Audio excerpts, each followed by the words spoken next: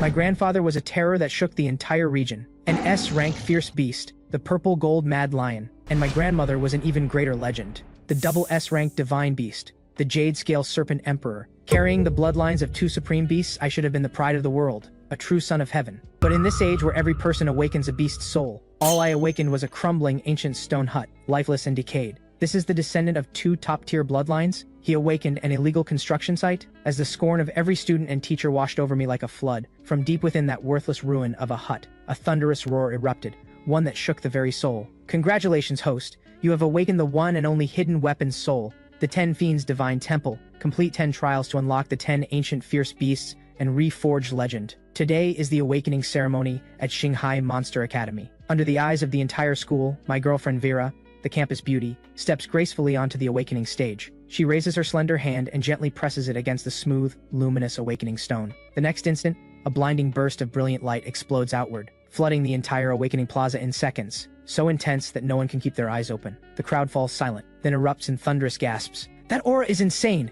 At minimum, she's a rank. She might even push for S. The light slowly fades, and Vera's form undergoes a breathtaking transformation, shifting into a beast resembling a deer, its entire body cloaked in shimmering teal gold feathers. The legendary S-rank green feather spirit deer, and a rare healer type at that, the ultimate battlefield support. The green feather spirit deer's healing power is terrifying. Massive output, relentless endurance. Every top holy order would fight tooth and nail to have one. Beast awakenings are ranked from lowest to highest, D, C, B, A, S, SS, and SSS, 7 tiers in total. Awakening a B-rank beast is already considered genius by most standards. An S-rank marks you as 1 in a million. A true prodigy. SS puts you among the absolute elite of all Daxia. As for the legendary SSS rank, fewer than 10 people in all of Daxia have ever reached it. In this moment, Vera's future shines blindingly bright. She walks toward me with light, graceful steps, but the warmth is gone from her eyes, replaced by cold indifference. Good luck, she says flatly, and walks past. I catch the chill in Vera's tone. I understand exactly what it means. Without a word, I give a quiet nod and turn toward the awakening stage. The moment my palm touches the awakening stone, a faint, ashen glow flickers to life, and high above in the sky, the dim silhouette of an ancient palace shimmers into view. The whole crowd bursts into laughter. No way, man! Did you wander onto the wrong set? Everyone else gets a fierce beast and this guy gets a house. And the worst part? It's D rank. This guy is finished, totally finished. Someone carry him out. Mockery and laughter pour in from every direction. But my face shows no embarrassment. If anything, there's a strange glint in my eyes. The next instant, a cold, mechanical voice echoes inside my mind. Congratulations, host. Binding to the Ten Fiends Divine Temple is complete. Complete 10 trials issued by the temple to awaken 10 ancient fierce beasts. First trial initiated. Swallow the awakening stone before you within 1 minute. Crushing it counts as failure, and the Ten Fiends Divine Temple will automatically unbind. Success rewards you with the power of the SSS rank Taoti. My heart lurches. I stare at the awakening stone, my expression unreadable. Down below the stage, Principal Wade's face has gone pale as iron. He leans toward the vice principal and gives a quiet order. Don't let this deadweight waste everyone's time. Go tell him. His right to sit the college entrance exam has been revoked, and he is to withdraw immediately and clear out his dorm today. He has 1 month to repay every cent of overdue tuition, or we take him to court. Yes, sir. The vice principal nods and strides up onto the awakening stage. He looks down at me, voice flat and cold. I have something to inform you. Due to 1 full year of unpaid tuition, the school has decided to expel you. You are to vacate your dormitory within 1 day. All outstanding fees must be paid within 1 month, or we will pursue legal action. He tosses an expulsion notice onto the stage in front of me. At that moment, Vera steps up to the edge of the stage, her eyes full of contempt and indifference. I've thought it through. We were never right for each other. I awakened an S-rank green feather spirit deer, and you awakened a D-rank piece of garbage. We don't belong in the same world anymore. You have nothing left to offer me. We're done. The words fall like a blade, and she turns and walks away without a single glance back. The mechanical voice returns in my mind, urgent now. Countdown, 5 seconds. Host must swallow the awakening stone immediately to complete the trial, or the Ten Fiends Divine Temple will automatically unbind. Fine, I'll swallow it. I've been given a second life and I refuse to ever let anyone walk over me again. Without another thought, I bend down, pick up the awakening stone and shove it into my mouth. The laughter dies across the entire plaza in an instant. Every single person stands frozen, jaws dropped, completely stunned. The next second, my consciousness is seized by a tremendous force and pulled into a vast, magnificent divine temple, the Ten Fiends Divine Temple itself. Inside stand 10 colossal beast silhouettes, each shrouded in darkness, each radiating a crushing, overwhelming presence. Suddenly, one of the silhouettes snaps its eyes open, twin points of burning crimson light. Then the beast lets out a roar that shakes the entire universe. The stars across the heavens seem pulled by an invisible force, all pouring into its endless, gaping maw. The sight shakes me to my core, my mind reeling. It feeds on the sun, the moon, the stars themselves. This is the legendary beyond SSS rank Teodi, that mythical ferocious animal? I have actually awakened a godlike beast like this? At the same time, a massive flood of information surges into my mind. Congratulations, host. First Taoti trial complete. You may now freely transform into the beyond triple S rank Taoti and have received the Taoti talent inheritance. Talent 1. Infinite Devour. Anything and everything in existence can be devoured. Whatever is consumed is converted into pure energy, 100% absorbed into your body with zero waste. Talent 2. Infinite Plunder. Steal the talent of another and make it your own. Can only be used once per day. The target permanently loses that talent. The target's power must be no more than one full tier above the host. Talent 3. Wrathful Frenzy. When Taoti enters a state of rage, attack, defense, and recovery all surge 10 times over. The enemy does not die. The battle does not end. Warning, this talent places extreme strain on the host's physical body. Use with caution. I finish reading, and my eyes go wide. My heart surges with pure exhilaration. These talents are absurdly, impossibly powerful. The voice of the Ten Fiends Divine Temple rings out again. Second Taoti trial now issued. The 10,000 Beasts trial. Devour the corpses of 10,000 bronze rank beasts to complete the trial. Upon completion, you will receive the Taoti's exclusive skill inheritance, the Heaven-Devouring Divine Spear, the Blood Prison Cage, and Death Blood Flame. Back on the stage, Principal Wade watches me swallow the stone and explodes with fury. What are you all standing there for? Call the police. This kid just destroyed school property. I want him thrown in jail. But the moment those words leave his mouth, I snap my eyes open, and a flicker of deep crimson ferocity flashes in their depths. Principal Wade catches sight of it and takes a step toward me on instinct, his voice rising in a harsh bark. You still think you can act tough? Let me tell you something. That awakening stone is worth 5 million. The words die in his throat. The moment his eyes lock onto mine, an ice-cold chill shoots from his feet straight to the top of his skull, and his heart pounds in blind terror. Whatever he was about to say gets swallowed back down. The next instant, a dense, suffocating aura of blood rushes over everything. A savage, bloodthirsty killing aura explodes out from within me and swallows the entire awakening stage in an instant. Every single person in the plaza holds their breath, faces drained of color, bodies trembling. This aura is too savage, too bloodthirsty. It feels less like facing a teenage boy and more like staring down a fierce beast that has clawed its way out of ancient ruins. The exact same crushing pressure as a wild monster from beyond the barrier. Homeroom teacher Mr. Leo stands wide-eyed in disbelief. He himself awakened a B-rank beast, and by the academy standards he is considered strong. Yet right now, standing before me, he can barely breathe. His mind races. Whatever this kid awakened, it is nowhere near B-rank. Mr. Leo steps forward urgently, trying to talk Principal Wade down. Principal, look at this situation. Whatever he awakened is no ordinary beast. There's no reason to expel him. The priority right now is measuring his rank. We cannot afford to bury a talent like this. But the awakening stone is already inside me. Testing is impossible. Principal Wade's expression sours. With no other option, he pulls out his phone and starts making call after call. I watch it all with cold amusement. I've seen through Principal Wade's pettiness for a long time. He expelled me in front of everyone and left me without a shred of dignity, so I have absolutely no reason to stay at Xinhai Monster Academy. While I'm still thinking, a sharp dragon cry pierces the sky. A massive winged beast bursts through the clouds and descends slowly. A gold-tier horn-winged drake, known as the supreme ace of the skies. The crowd exchanges puzzled looks. Who on earth is arriving now? A single student's awakening drew the attention of gold-tier powerhouses. 3 figures leap down from the drake's back. The drake itself transforms into a middle-aged man and lands on the ground. The crowd looks closer and erupts. These 4 are the principals of Hurricane, Purple Gold, Azure Sea, and Shade Wind Monster Academies. They carry a massive awakening stone between them and walk straight toward Principal Wade. One of the principals speaks up with a grin. Old Wade, we heard your awakening stone got swallowed, so we brought the biggest and purest one from our academy over. Take a look, a whole lot better than your old one, wouldn't you say? Principal Wade's face cycles through every shade of pale and green. He lets out a cold snort. I can guess exactly what you lot are scheming from 1,000 miles away. Just hand it over. Principal Wade takes the stone and immediately plasters on a fawning smile. My boy, I was completely out of line earlier. I shouldn't have acted so rashly. Never mind the old stone. We have a fresh one right here. Come on, give it a try and let us see what rank your beast really is. And we are withdrawing that expulsion notice immediately. Stay at the academy, and from now on, you get first pick of every resource we have. A cold, mocking smile curls at the corner of my mouth. Sorry, Principal. You already expelled me, so I won't be staying at Xinhai Monster Academy. Principal Wade's face darkens. What? You won't stay? Think carefully. Xinhai Monster Academy is the finest institution in all of Xinhai Province. Here you will have access to the best education and the richest resources available. Don't throw your own future away. I don't bother arguing. I simply repeat it. Cold and final, I won't stay. Principal Wade's face goes completely dark. The 4 visiting principals swarm around me immediately, all scrambling over one another to make their pitch. Forget him. Come to Hurricane Monster Academy. We only have 2 S-rank students right now. If you join us, every resource we have is yours. Absolutely no limits. Why waste your time there? Come to Purple Gold Monster Academy. We only have 1 S-rank student, so every single resource would be focused entirely on you. Way better than what they're offering. Azure Sea Monster Academy doesn't even have 1 S-rank student. Come to us and the entire school's resources are yours alone. No competition, nobody fighting you for a single thing. Listen to me. Come to Shadewind Monster Academy. We do have 1 S-rank student, but we have the most beautiful girls on campus. You just broke up, didn't you? come to us. Take your pick, and I promise you won't be disappointed. The four principals argue until their faces turn red and spit flies freely. The students below the stage stare in disbelief, completely floored.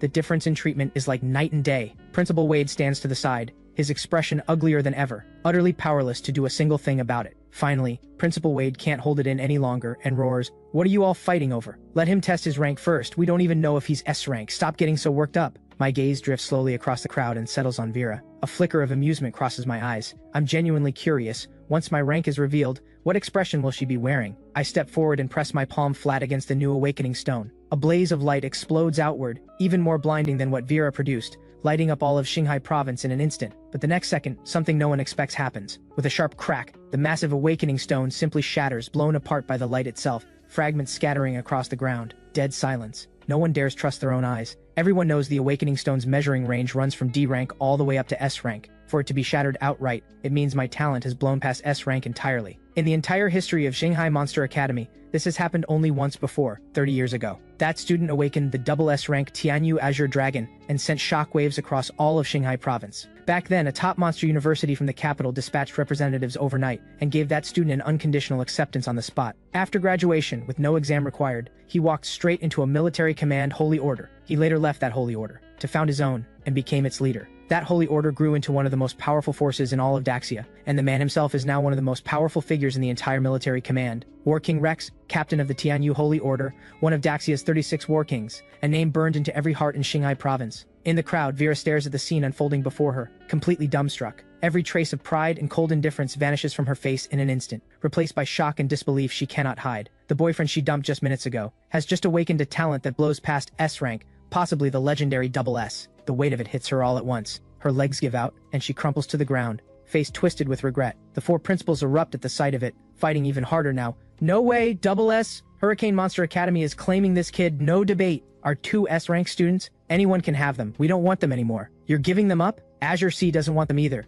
The moment I'm back, I'm ordering every student to repeat a year. Every single resource in the school goes to Mo and Mo alone. You two are absolutely insane. Purple Gold may not be able to go that far, but I am willing to put up every coin I set aside for my own son's wedding, to buy Mo the finest resources money can get. Don't try to compete with us on resources. Shadewind has plenty of seriously wealthy female students. Once Mo walks through our doors, they'll throw unlimited money at him. He can buy whatever resources he wants, whenever he wants." While the four principals are in full chaos, Principal Wade lets out a cold laugh. "Don't celebrate just yet. Across Daxia's 72 provinces and 36 domains, whenever an awakener above S rank appears, it must be reported to military command first. They will dispatch representatives with an exclusive awakening stone to conduct a proper rank assessment. And talents like this almost certainly won't need to sit any entrance exam. Top universities will come to them. No matter how hard you fight over him, you're all wasting your breath." The four principals pause their bickering and turn to Wade with matching looks of contempt. "So what? As long as he lists our academy as his alma mater, we come out ahead. A double S genius graduating under our name, that alone would put us above Xinhai for generations. The only reason Xinhai has been sitting over our four academies all these years is because you produced War King Rex. We want our own double S genius too. Ha,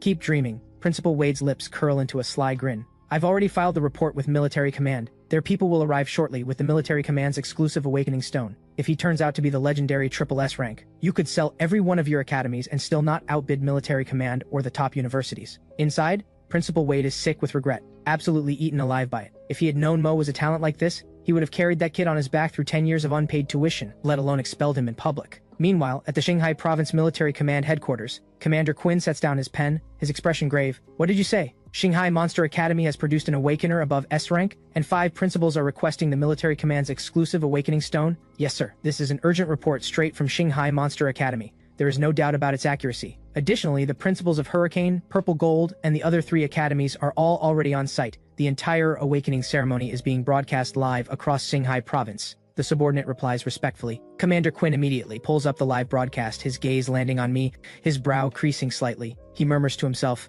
"Mo Lin? Why does that name ring a bell?" A subordinate steps forward quickly and speaks in a low voice. "Sir, Mo is the son of 2 fallen heroes, Lance and Alara." "What?" Commander Quinn's expression shifts dramatically. He shoves to his feet. 3 years ago, in the Battle of Xinghai's collapse, Lance and Alara gave their lives in combat. They were among the finest soldiers military command had ever produced. Lance in particular, before the battle even began, had already passed the selection trials for the Red Holy Order, one of Daxia's 4 great holy orders. His future had been limitless, yet he fell on the battlefield. Commander Quinn had mourned their deaths for a long time after, and now, it's their son. Commander Quinn's eyes sharpen. he speaks with quiet authority. Deploy the military command's exclusive awakening stone immediately. This time I'm going to Xinhai Monster Academy in person. At that moment, a relaxed, unhurried laugh drifts in from outside the room, carrying an easy drawl. If Commander Quinn is heading out, why not bring me along? I want to see for myself just how exceptional Lance's son really is. Commander Quinn turns at once and bows with full respect, his expression grave. War King Rex. He quickly continues. War King Rex, Xinhai Monster Academy has indeed produced an awakener above SS rank, and he is the son of the fallen hero Lance.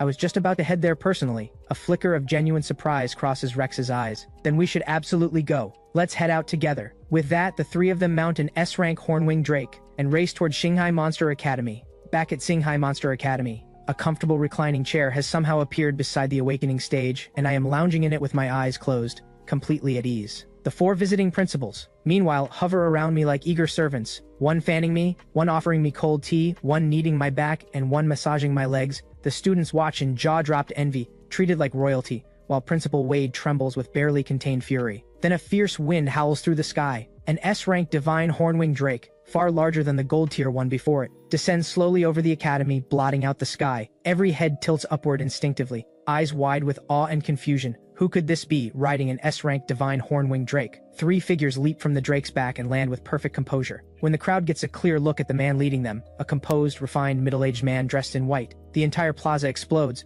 Cries ring out from every direction. No way! That's Rex, War King Rex of the Tianyu Holy Order. What is he doing here? Rex surveys the plaza with calm, unhurried eyes. He speaks slowly, his voice not especially loud, yet it reaches every single ear clearly. I've come because word reached me that a young man of SS talent has emerged in Xinhai province. Commander Quinn and I wanted to see for ourselves. War King Rex came in person. The news detonates through the crowd like a thunderclap. The live broadcast comment feed floods in an instant. What began as a local broadcast for Xinhai province now surges in viewership, spreading across all 72 provinces and 36 domains of Daxia. Countless eyes across the entire nation are now fixed on this awakening ceremony. Fixed on me. Rex's gaze finally settles on me. A practiced pleasant smile curves his lips, and he speaks in the measured tone of a man used to giving advice from above. I hear you've withdrawn from Xinhai Monster Academy? Young man, don't be so impulsive. Short-sightedness only costs you your own future. And truth be told, you were in the wrong too. You had outstanding tuition. Principal Wade acted in the heat of the moment. Let's do this. Both of you apologize, put it behind you, and move forward. Once you graduate from university,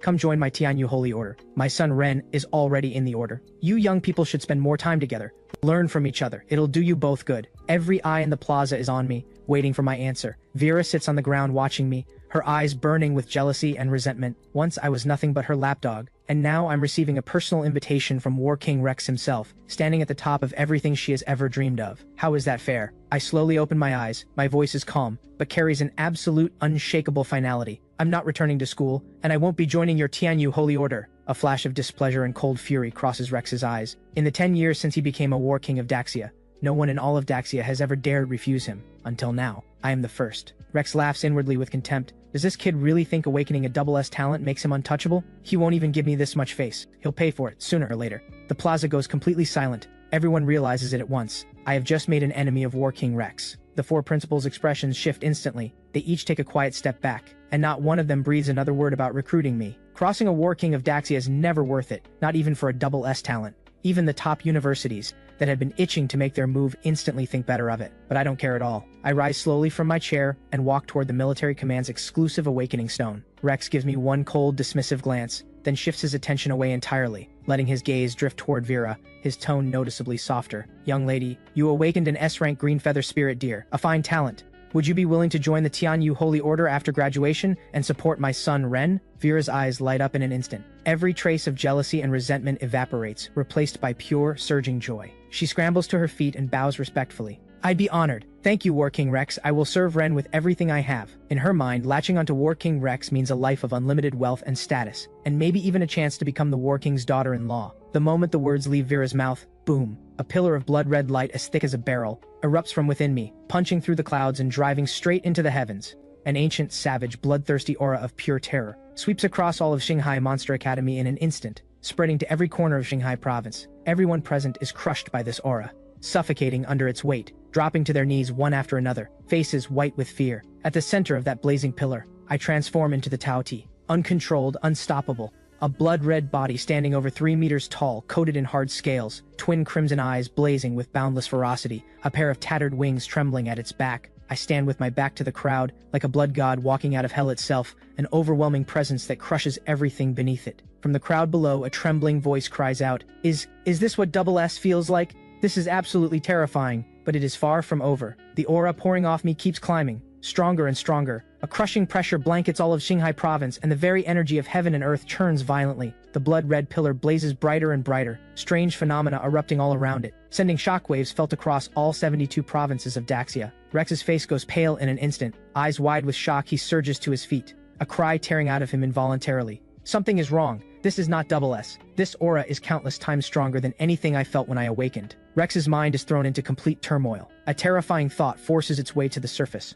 This overwhelming aura that fills every beast with instinctive awe and drives them to submit. There is only one explanation. This young man did not awaken a Double S beast. He awakened the legendary Triple S. In all of Daxia, the number of prodigies who have ever awakened Triple S talent can be counted on 2 hands. Once a Triple S talent is awakened, the Awakener earns an unconditional invitation to join any of Daxia's 4 Great Holy Orders. Compared to the 4 Great Holy Orders, Rex's Tianyu Holy Order is nothing. As the Guardians of Daxia, the 4 Great Holy Orders operate outside of military command entirely, answering directly to the head of Daxia. Even the 9 Great Heavenly Kings are beneath their notice. The students around me drop to their knees under the crushing pressure, unable to resist. This is the Taoti, the bloodline dominance of a pure-blooded ancient divine beast, suppressing all who stand before it. Vera clenches her jaw and forces her body upright with every last ounce of strength, refusing to kneel. The 4 Academy principals and Principal Wade all grit their teeth and fight it, but their bodies shake violently and completely beyond their control. Vera's face twists with increasing agony. Finally, she can hold on no longer. With a heavy thud, she drops to her knees and bows her head before the boy she once looked down on and treated like dirt.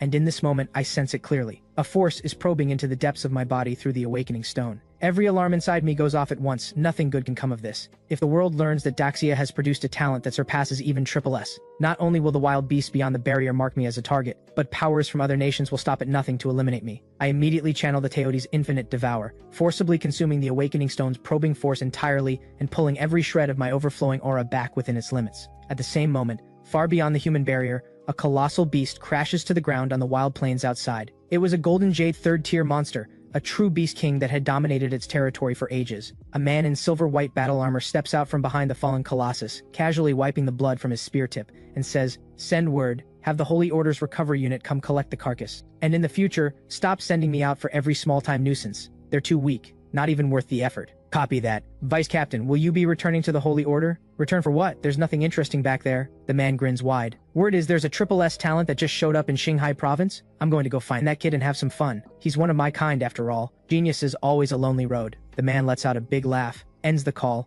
and launches himself into the air, vanishing into the distance as a streak of silver light. This man is the Vice Captain of the Red Holy Order, one of Daxia's 4 Great Holy Orders, and the youngest Vice Captain in all of Daxia, Awakener of the Triple S-Rank 9 Heaven Silver Dragon, Zane. Back at Xinhai Academy's plaza, a voice cuts through. All right, that's enough. How long are you planning to keep everyone on their knees? Without expression, I pull my hand back, release the beast form, and return to human shape. Rex forces down the shock raging inside him and takes a step forward, eyes probing. I'm curious, what beast did you actually awaken? I've gone through every beast record in Daxia's archives, and I have never once encountered an aura or form like that. The Teoti? Rex's eyes ignite with intense interest the moment he hears the name. The Teoti. Can you tell us more about this beast? It has never appeared in any record in human history. It would be of enormous research value. I narrow my eyes slightly and say nothing. Any fool knows that revealing your beast's full details in public is the same as laying out every strength, every trait, and every weakness for the entire world to see. At that moment, a booming voice shatters through the sky, rattling the eardrums of everyone present. If you're so keen on others spilling their secrets, why don't you trot out that Tianyu Azure dragon of yours first, and give us all a nice detailed rundown? Before the words finish echoing, a figure drops from the sky and lands squarely in front of me. The moment the crowd sees who it is, the plaza explodes.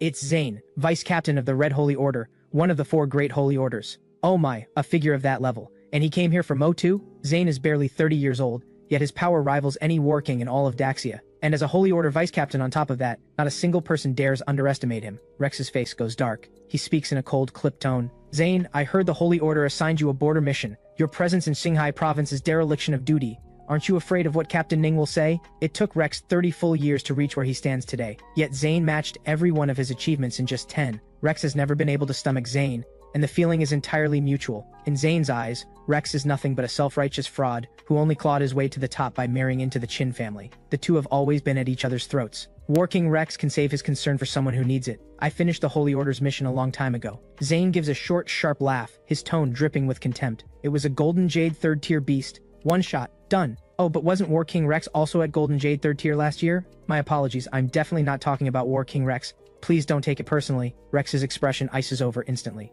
No need to apologize. Golden Jade 3rd tier was last year. Ah, I see. Zane feigns a look of slow dawning realization, drawing out his words. So would this be more accurate then? What I skewered with a single shot was a beast just a tiny bit weaker than War King Rex. Rex's face goes as black as the bottom of a pot. Your holy order keeps you plenty busy. What exactly did you come all the way out here for? No particular reason. Zane shrugs with an easy, unbothered grin. Just one genius feeling the pull of another. That's all. I've always had a thing for befriending talented people, and nothing irritates me more than mediocre people who pretend to be something they're not. Rex's expression darkens beyond anything it's been before. Suddenly Zane moves. A single flash, and appears at my side in an instant. Man, the aura coming off you is exactly my kind of thing. Let's be friends. I'm Zane, 10 years older than you. If you don't mind, just call me Zane. I scratch the back of my head, a little awkward, and say, "Good to meet you, Zane. I'm not great with words. Sorry if I come across rough. What are you apologizing for?" Zane claps me on the shoulder, grinning even wider. "Why not come join us at the Red Holy Order? I've been short of someone I can actually talk to. Give it a few years for you to build up your strength, and you can spar with me every single day. Right now, no one in the Holy Order can take me, and the captain is just too strong. I'm not looking to get crushed, but I believe in you. Give it 10 years and you'll absolutely surpass that live-in son-in-law over there." Rex trembles with barely controlled fury and snaps. "Zane, I am your superior. Military command has a strict chain of command. I am a War King of Daxia. Publicly insulting a War King is grounds for arrest and suspension, and I have every right to do it myself." Zane looks completely unbothered, and actually beckons Rex toward him with a single finger. "Come on then, I'd love nothing more. And while we're at it, I'm issuing you a formal challenge for your rank. Do you dare accept?" Rex's face contorts horribly. He cannot say a single word. "Coward." Zane lets out a derisive laugh. "I love that look on your face. Can't stand me, can't beat me." "Vice Captain Zane, what exactly is the point of humiliating my father in public like this?" Ren can't hold back any longer and steps forward, voice tight with anger. "My father is showing you respect as a junior. Don't push it. Adults are talking. Who told a kid like you to open his mouth? Shut it." Zane throws one cold glance in Ren's direction, and Ren freezes like he's been dropped into an ice pit. Every muscle locking up, even breathing becoming a struggle. "Oh? Scared now, are you? Funny.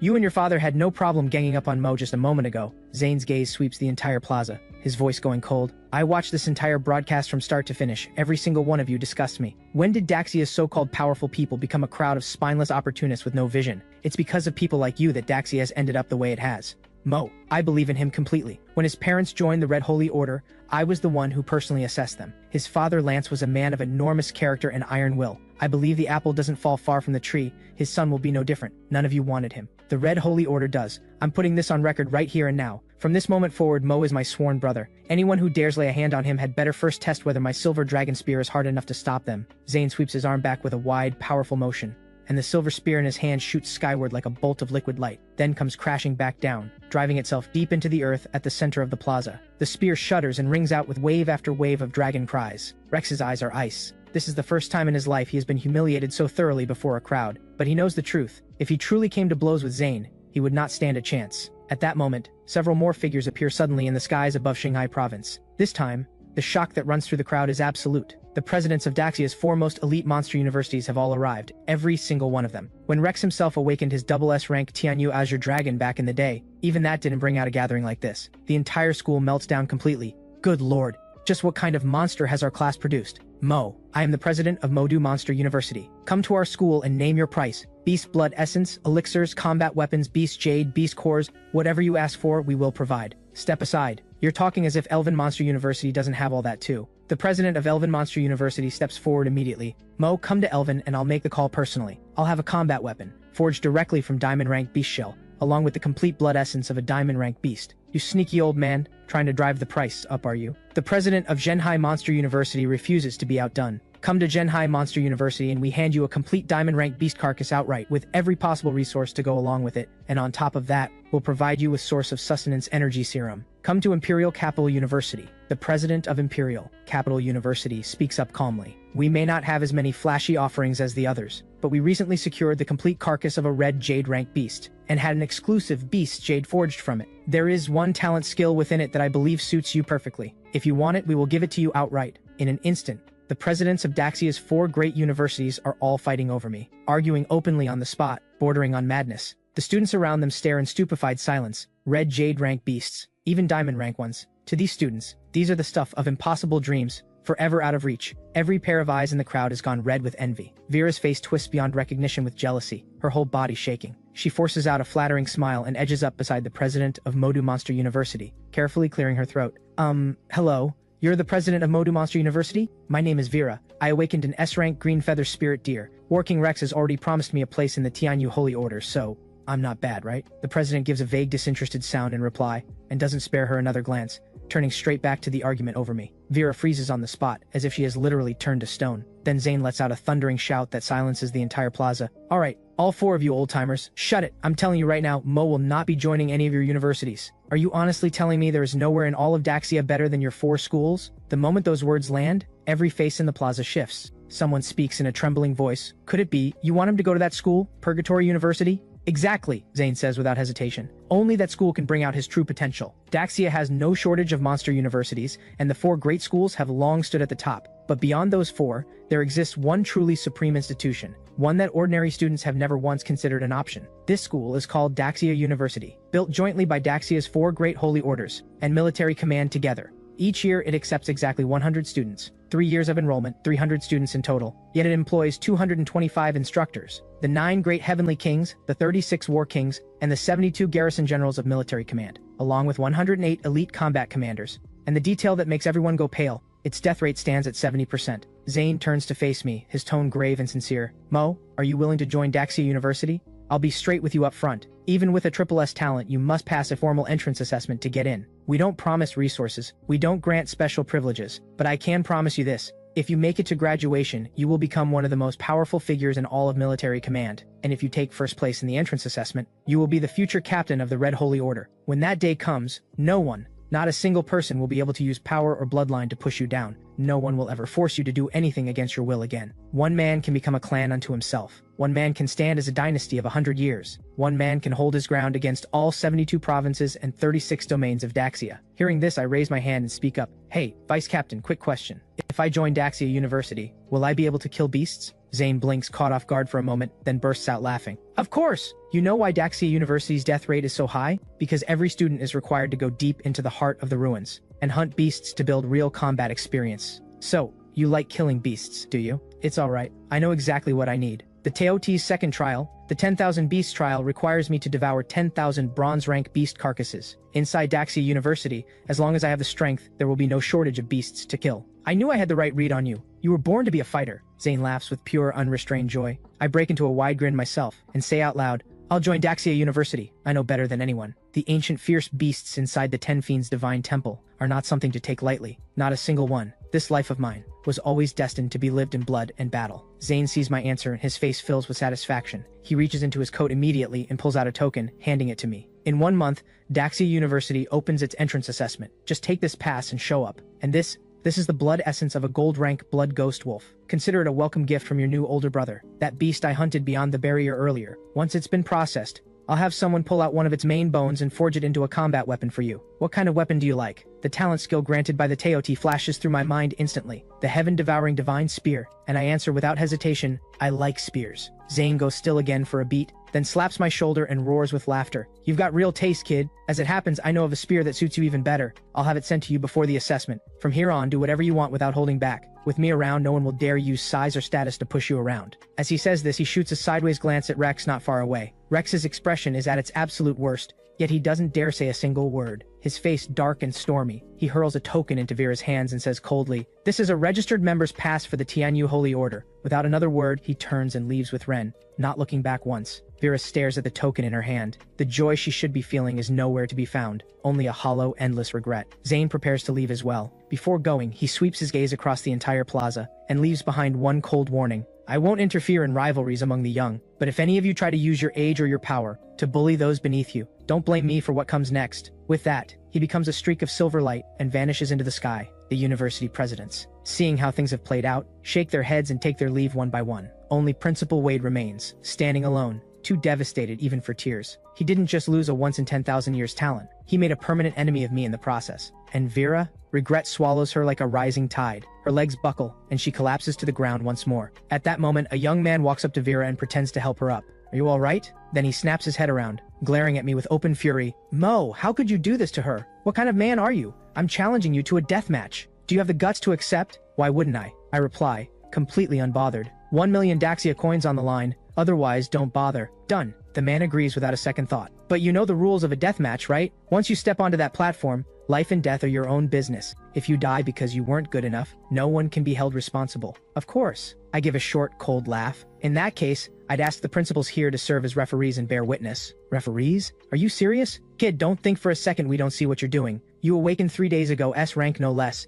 Your level by now must already be significant. Mo just awakened today. How could he possibly match you? You're nothing but a lowlife. The 4 principals all turn on the man and let him have it. But this man, Pen, backed by the fact that his father is Tao of the Blood Flame Holy Order, doesn't even blink. He smirks. Principals, he agreed to this himself. If he doesn't care, why should any of you? Pen's right. This is my choice. I ask only that you respect it, I say. You! One of the principals turns on Pen with fury. Don't think for a second I don't know what you're really after. Can't have what you want, so you destroy it instead? What is wrong with you? And Wade, I'm done with you. I don't make friends with people who keep company like this. Then he turns to the 2 of us, his voice dropping. Go ahead and fight, I'll serve as referee. The words barely land before Pen's aura explodes outward with full force. He completes his transformation, shifting into his S-rank beast, the Golden Peng. Look at that. That's the Black Iron 5th tier mark. He's been awakened for only 3 days and he's already Black Iron 5th tier. This guy must have spent an absolute fortune to get there. While the crowd is still buzzing, a surge of dense blood aura pulls every eye back to me. I transform into that dominating blood-red silhouette of the Teodi. But this time, there are no gasps from the crowd,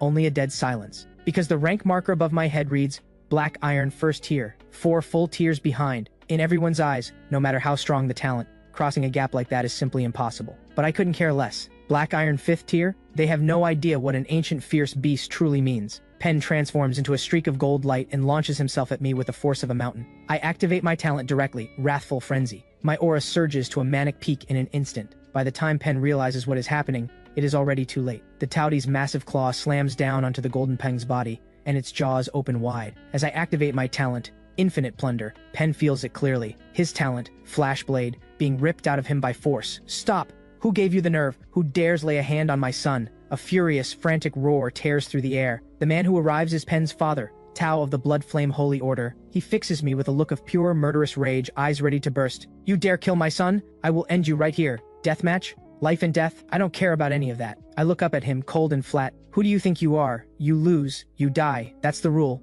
Without a shred of mercy, I drive one claw straight into the Golden Peng's chest, tear out its beast core with my bare hand, and crush it to dust in my grip. The entire crowd watches it happen, and not a single person can find a word to say. Suddenly, a stone colossus hundreds of meters tall drops from the sky and crashes into the earth, shaking the entire plaza to its core. This is Tao's awakened beast, the stone colossus. It reaches out one enormous hand that blots out the sky, and brings it crashing down toward me. You killed my son? I'll kill you first. You can die alongside him. The students around us scatter in every direction, screaming. The 4 academy principals move to intervene, but 4 gold-tier fighters combined cannot stop a blue jade rank military command commander. Tao, don't let rage drive you to ruin. Mo is a once in 10,000 years prodigy of Daxia. Do you have any idea what the consequences are for killing a prodigy of Daxia? He's a prodigy of Daxia, and my son wasn't. Why does my son have to die while he gets to live? Tao is beyond reason now, lost to madness. Your son was the one who issued the deathmatch challenge. He wasn't good enough. You cannot hold Mo responsible for that. I don't care. My son is dead, and he must die too.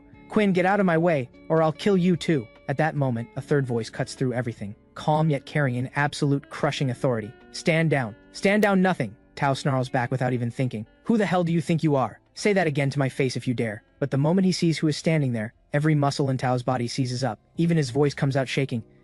Captain, what are you doing here? Release your beast form. Now. No, this kid killed my son. I will kill him. I will have my revenge. Have you lost your mind? Captain Blaze of the Blood Flame Holy Order says, his voice dangerously cold. Your son died because he was not good enough. In a death match. Who else is there to blame? And he belongs to Zane, the 9 Heavens Silver Dragon. Zane said it himself. Anyone who dares to bully the weak, he will show no mercy. Do you want the entire Blood Flame Holy Order to go down with me? I refuse to accept this, Captain. You have no choice. Captain Blaze's voice is cold. Blame it on your son being too weak. Let me tell you, the live stream is still running. Zane may very well be watching every second of this. If he truly arrives, even I cannot protect you. Tao's gaze is locked onto me, burning with a hatred that wants to tear me apart alive. Yet that enormous palm, blotting out the sky above my head, simply cannot come down no matter how hard it tries. Am I really supposed to just swallow this, Captain? If you cannot stand it, then die. In the next instant, a razor-sharp spear light erupts in the open air. Captain Blaze's face changes violently. That is Zane, the 9 Heavens Silver Dragon. He is here. No, this is only his battle intent. So this is the power of the 9 Heavens Silver Dragon. Vice Captain Zane, Please spare Tao out of respect for me. Before Blaze can even finish his words, the spear light comes crashing down directly onto Tao's skull. That massive stone body, struck as if by divine lightning, explodes into pieces in an instant. Who do you think you are, asking me for respect? A cold, merciless voice resonates through the air. Anyone who harms Daxia's prodigies will be judged as a traitor without exception. Does the Blood Flame Holy Order have objections? Or are you saying Tao's actions were carried out on your orders? Captain Blaze's face drains to a deathly pale in an instant. He scrambles to respond. This has nothing to do with the Blood Flame Holy Order, not one bit. Every last thing was Tao's doing alone. Vice Captain Zane struck well. The moment those words land, the entire crowd erupts in disbelief. This is Zane's dominance, and this is the foundation for my daring to challenge a Daxia War King in public. Throughout human history, prodigies have never been in short supply, but those who die young make up the overwhelming majority. No power, no status, no backing. No matter how exceptional your talent, countless people will still work openly and in secret to destroy me. But now, with Zane standing behind me, no one dares to bully the weak anymore. No one dares to exploit their power and connections to crush me. Tao is the greatest warning of all. Blaze breaks the silence and bows toward me, his tone thick with flattery. The blame for this incident falls entirely on me for failing to discipline my subordinates. Please accept this beast jade from a gold-tier meteor fire wolf as my personal apology, young friend. The crowd is stunned once more. Not one of them expected the captain of the Blood Flame Holy Order to bow and apologize publicly to a young newcomer. Meanwhile, at the Red Holy Order headquarters in the Imperial capital, Zane, you killed a military command officer in broad daylight without a single word. This puts me in a very difficult position. Which group of old fools is running their mouths behind my back this time? Zane does not even glance up. He polishes his silver dragon spear, speaking with a casual, unhurried air. Qin Hao, the Qin family's third son, filed a formal complaint against me in the military command, standing up for his brother-in-law Rex. That guy never minds his own business. Zane lets out a short, scornful laugh. Once I finish climbing this ranking, I will go have a little chat with him. You troublemaker, I sincerely hope it stays just a chat. Silver Serpent's mouth twitches. He glances at the spear and notices the small line of text engraved on its handle, Weapon of Truth. I know. I prefer to persuade people with virtue. Fight all you want, just do not put anyone in the intensive care unit. The Imperial Capital Hospital's intensive care ward is already packed. Just then, Zane seems to remember something, and asks, is the annual New Moon Beast Tide coming up soon? Yes. Silver Serpent's expression grows heavy. The monsters beyond the ruins have been growing more savage by the day. The captain estimates the 14th numbered Beast King may be about to emerge. What? Zane's face changes instantly. Throughout the history of Blue Star's 100 nations, every numbered beast has required the top warriors of multiple countries joining forces to bring it down. Not one nation has ever slain a numbered beast alone. 30 years ago, when the 13th numbered beast appeared, the previous captain of the Red Holy Order fell in battle, and more than half of the 9 great heavenly kings were lost. If even those elites struggled, ordinary soldiers on the front lines never stood a chance. The monsters in the ruins are powerful, there is no question about that. Yet in this era of human growth, they cannot deliver a truly devastating blow to a great nation like Daxia. The only threat that demands absolute caution is a numbered beast, a monster king capable of wiping out an entire nation. Silver Serpent shakes his head and says, once the New Moon Beast Tide erupts, all 4 great holy orders will mobilize in full force and march into the ruins. When that happens, neither of us will be around, and that kid you are watching over is going to have a very hard time. He will be fine. Zane snaps back to the present and grins. I still have time, and he is someone I have chosen to believe in. Trust him. I have never once seen you care this much about anyone. Silver Serpent shakes his head in confusion. What is the reason? Do not tell me it is just because of his Triple S talent. The Jia clan's eldest daughter from the Imperial capital is also Triple S. She practically begged you to take her as a student, and you rejected her without a second thought. That is something I really cannot tell you. Zane stares quietly at his own palm. The moment he saw me awaken Taudi through a screen, his hands were trembling. In that instant, he seemed to glimpse the silhouette of an ancient blood-red being, standing tall amid the stars, devouring the sun, moon, and stars themselves. What people call numbered beast kings. What people call Triple S monsters. Before that being, they are nothing but the lowest grade of food. Zane knows better than anyone my talent goes far, far beyond Triple S. At the same time, I pocket the beast Jade Blaze handed me and walk away from the ceremony hall. The Xinhai Monster Academy's awakening ceremony finally comes to a close. But a few faces in the crowd look like they have swallowed something rotten. One is Principal Wade, the man who expelled me over a crumbling building. Another is my ex-girlfriend Vera along with her parents. It is not hard to imagine the price they will all pay for today's choices. Back at my rental apartment with a Triple S rank awakening to my name, money is no longer a problem. I contact the buyer who purchased my old home, only to be told the property has already been resold. After several more inquiries, I track down the new owner's contact. The new owner's name is Celeste Xia. I cannot help but smile. Just how confident does someone have to be to give herself a name like that? I shake my head and dial the number. Hello, is this Ms. Xia? My name is Mo. I would like to talk with you about the apartment in Jinyan Residential Complex. Would it be convenient to meet in person? I am already living there and have no plans to sell. A clear, cool voice comes through the phone. Then the line goes dead. Just when I think the matter is settled, the phone rings again. What did you say your name was? Mo? Half an hour. Sea Island Cafe. I will be waiting. Shortly after, a strikingly beautiful young woman takes the seat directly across from me. A thick stack of documents sits on the table between us. The apartment is mine and I am not selling. It is not going back on the market. But if you are willing, I can rent you a room. This is the co-tenancy agreement. I blink. This woman gets straight to the point. She wants to share the apartment right off the bat. What? Not interested. Is the rent too high? Celeste raises an eyebrow. How about 1,000 a month? Can you work with that? I am at a loss for words. My own apartment is over 140 square meters. Market rent would easily start at 4,000 a month or more. Celeste is clearly not making this offer without an ulterior motive. But then I reconsider. If she, a woman, is not afraid, why should I, a grown man, hesitate? I pick up the pen and sign my name. Watching my signature go down, the faintest smile crosses Celeste's lips. Let me get a good close look at you, she thinks. We share the same SSS talent. So what is it about you that made Senior Zane care so much? Whatever makes you special, I will find every last bit of it. That evening, Celeste invites me out to dinner, using the meal as a chance to probe my secrets. I agree without a second thought. But the moment we walk into the restaurant, every pair of eyes in the room snaps instantly to Celeste. Oh my, it is the eldest daughter of the imperial capital's Xia clan. Celeste Xia is absolutely stunning. She truly lives up to her name. I heard she is a SSS rank awakener, a true once-in-a-generation prodigy. I raise an eyebrow and glance at Celeste beside me. You are the eldest daughter of the imperial capital's Xia clan? Celeste gives a casual nod. No way, handsome. You actually do not know who Celeste is? A bright, cheerful voice pipes up from nearby. It belongs to Celeste's best friend, Su Ning. She looks me up and down, her eyes gleaming with curiosity. So what is the deal with you two? She is my landlord. I am her tenant, I say. Susu's eyes light up instantly. Celeste is already living with a guy? Spill everything, right now. Celeste rolls her eyes and ignores the teasing.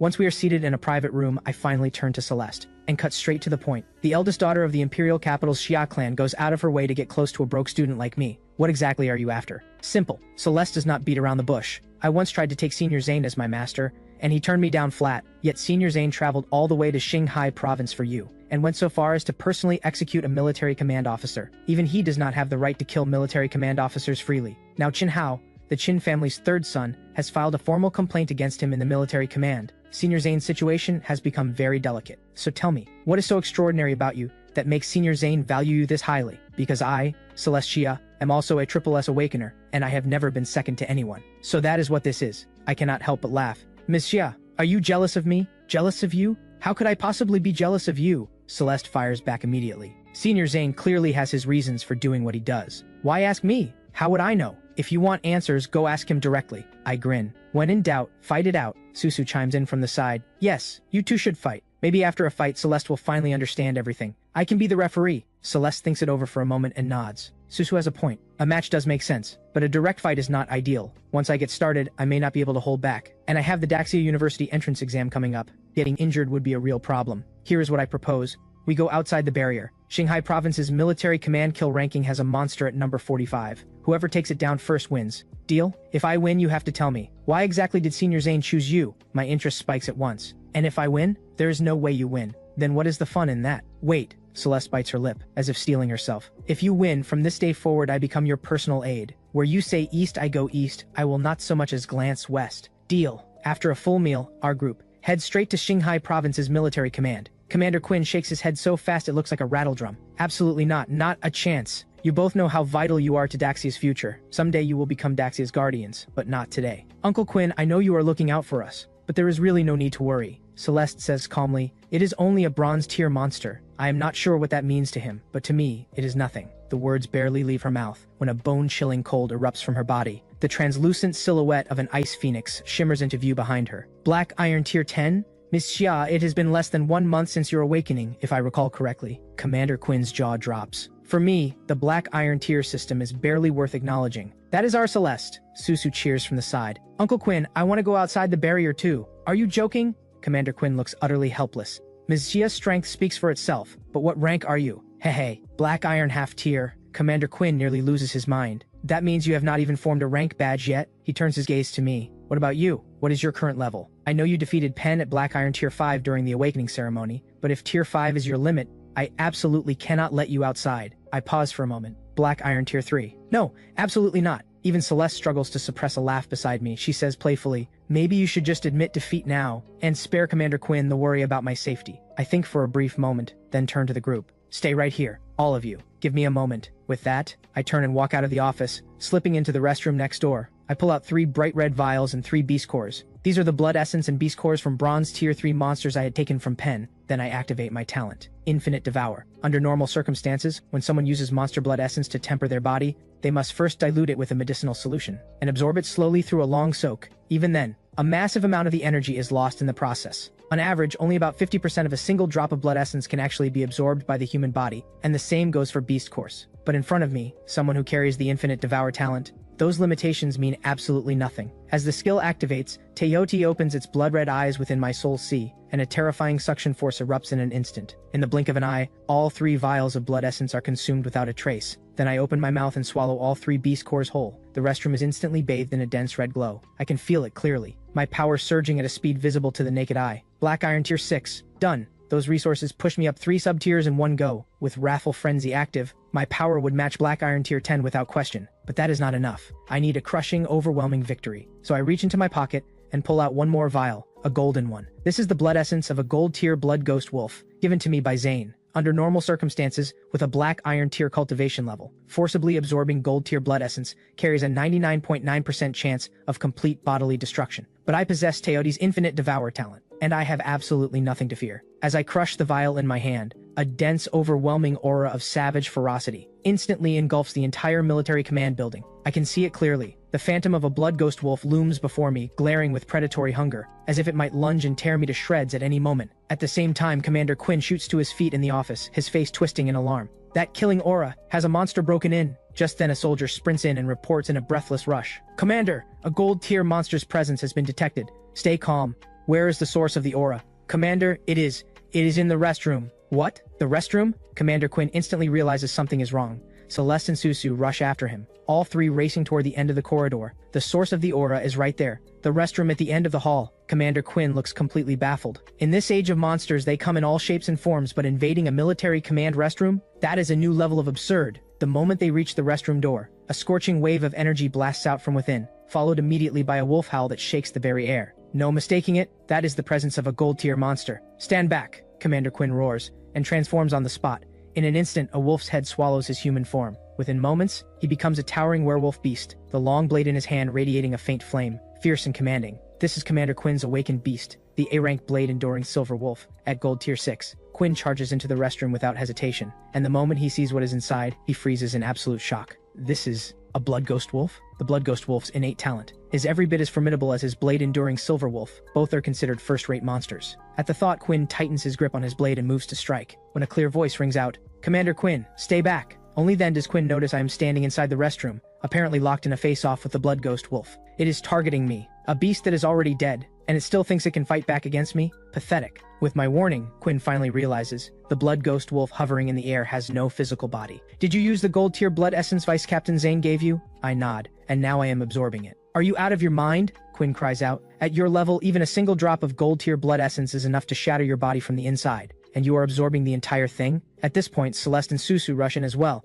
They take one look at the scene and freeze, faces slack with disbelief. Just watch. I stare up at the phantom of the blood ghost wolf hovering in the air and scoff, my voice dripping with contempt. You want to kill me? Fight back against me? Keep stalling, and I will devour you until there is not a single scrap left. Goaded into a fury, the blood ghost wolf plunges straight down and lunges directly at me. I grin wide, my eyes flashing blood red in an instant, and the phantom of a massive crimson beast opens its jaws and swallows me whole. A deep, pulsing red light swallows me completely, while violent waves of energy ripple outward like a heartbeat, one surge after another. When the red light finally fades, I reappear, and behind me stands the imposing phantom of Taudi, radiating absolute dominance. Celeste's pupils contract sharply. She has seen my transformation in a video before, but witnessing it in person is 1,000 times more staggering. And that aura, even with her Triple S Ice Phoenix awakened, it sends a chill through her heart. True instinctive wariness, I stride forward, drive my fist straight into the blood ghost wolf's skull, while the terrifying, devouring force of Taudi wraps around the wolf's entire body like a raging storm. Quinn and the others watch in total shock. How is this possible? He is going to devour the blood ghost wolf's entire blood essence in one go. Is this truly what Teoti can do? In the next second, the blood ghost wolf lets out one final, desperate cry, and its entire body dissolves involuntarily into a torrent of crimson energy that surges into me. My aura surges stronger once again at a pace visible to the naked eye. Black Iron Tier 10. Done. As the red light dims completely, I release my transformed state and look calmly at the dumbstruck Commander Quinn. Commander Quinn, do I qualify to go outside the barrier now? Quinn is so stunned he cannot find a single word to say. Celeste's gaze flickers over me, shifting rapidly. It seems she is finally beginning to understand why Zane values me so highly. Quinn finally snaps back to his senses and speaks with quiet gravity. Very well, I give my permission. You and Celeste may go outside the barrier. However, you are both Daxia's finest. I will follow in the shadows to ensure your safety. Is that acceptable? Of course. Our group makes its way to Xinhai Military Command's teleportation array. A flash of blue light, and all four of us vanish at once. The teleportation array delivers us directly to Daxia Military Command's frontline garrison. The moment we step out of the array, a suffocating aura of violence and blood hits us head-on. Suzu's eyes go wide, her face pale with shock. This is the frontline garrison? Just one wall stands between us and the ruins. She came here once before with her family elders. The last time, a new moonbeast tide had just erupted. Her father came personally to push back the rampaging monsters. The battle was brutal beyond words. Daxia's soldiers and the ruins monsters clashed until the sky turned dark and the earth was soaked in blood. Suzu has never forgotten that sight. Just then, the ground begins to tremble. Dozens of meters away, more than 10 colossal beasts standing over 10 meters tall march in formation toward us. Some grip long blades, others carry shields, their bodies worn and rust-streaked, yet their beast eyes blaze with iron resolve and endurance, every nerve permanently on edge. Celeste's expression grows grave. Those are C-rank insect-type monsters. Massive bodies, tremendous physical strength, but almost no room for growth. Many in Daxia have awakened this type. Here at the garrison, they stay in beast form all day, patrolling without rest, day and night. Some have been here so long they have forgotten whether they are human or beast. Everyone knows it. Daxia has no shortage of awakeners, and these soldiers are the ones thrown to the front lines every single time a new moon beast tide erupts. Their duty, protect the city behind them, until death. Hearing this, a heaviness settles over me. People have always told me this world is cruel, but I have lived within the barrier my entire life, never truly feeling the danger. Standing here at the front line garrison for the first time, I realized just how naive I had been. This place is nothing short of purgatory. The air is thick with the unshakable stench of blood. Enormous beasts pace in every direction on patrol, and from beyond the barrier, the roaring of monsters never once falls silent. Let us move. We head to the next teleportation array, step through it, and we are in the ruins. Then you will see for yourselves just how brutal this world truly is. Commander Quinn hands a map to Celeste. The monster you are after, the flowing water demon frog, is hiding in a lake roughly 3 kilometers outside the garrison. Let me be clear, unless your lives are directly at risk, I will not intervene. Celeste nods. Our figures vanish once more within the light of the teleportation array. Meanwhile, deep in the ruins, beside a clear lake, 3 figures crouch behind the trunks of massive trees. They are members of the Mercenary Corps. Mercenary Corps members live and breathe profit.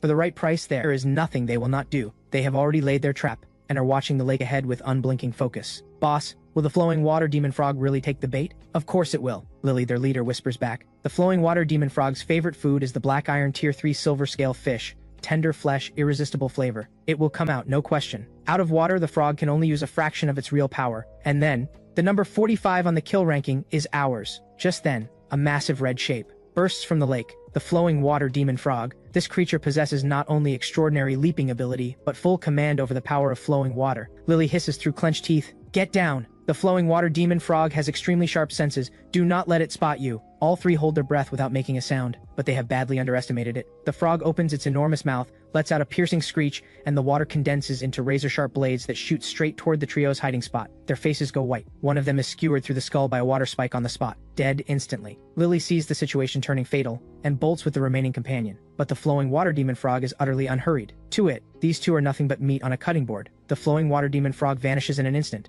and reappears directly above them the next. We are finished. I am going to die here. At that razor's edge of a moment, a brilliant blue ice phoenix streaks across the sky, unleashing a storm of ice spikes that carry a bone-splitting chill, hurtling straight at the flowing water demon frog. Lily and her companion seize the opening and scramble to safety, watching Celeste and the flowing water demon frog clash from a distance. The flowing water demon frog watches its meal escape, and its fury ignites in an instant, but it quickly realizes that the ice phoenix before it is a far superior catch. A gleam of greed flashes in the frog's eyes, its tongue cracks like a whip straight at Celeste, while a spray of lethal venom erupts from its mouth. The moment the ice spikes make contact with the venom, every single one of them melts away to nothing. Celeste's expression shifts immediately. It hits her all at once. This flowing water demon frog is no bronze tier monster. At the critical moment, a towering crimson figure drops from above. I activate Teotihuacan's talent, Wrathful Frenzy, and the entire space is swallowed in a tide of blood red. The massive water column surging toward me is blown apart with a single punch. The flowing water demon frog sees this, and a flash of shock crosses its eyes. It opens its mouth again. 4 churning water columns blast out, charging straight at me. I immediately activate the talent plundered from Pen,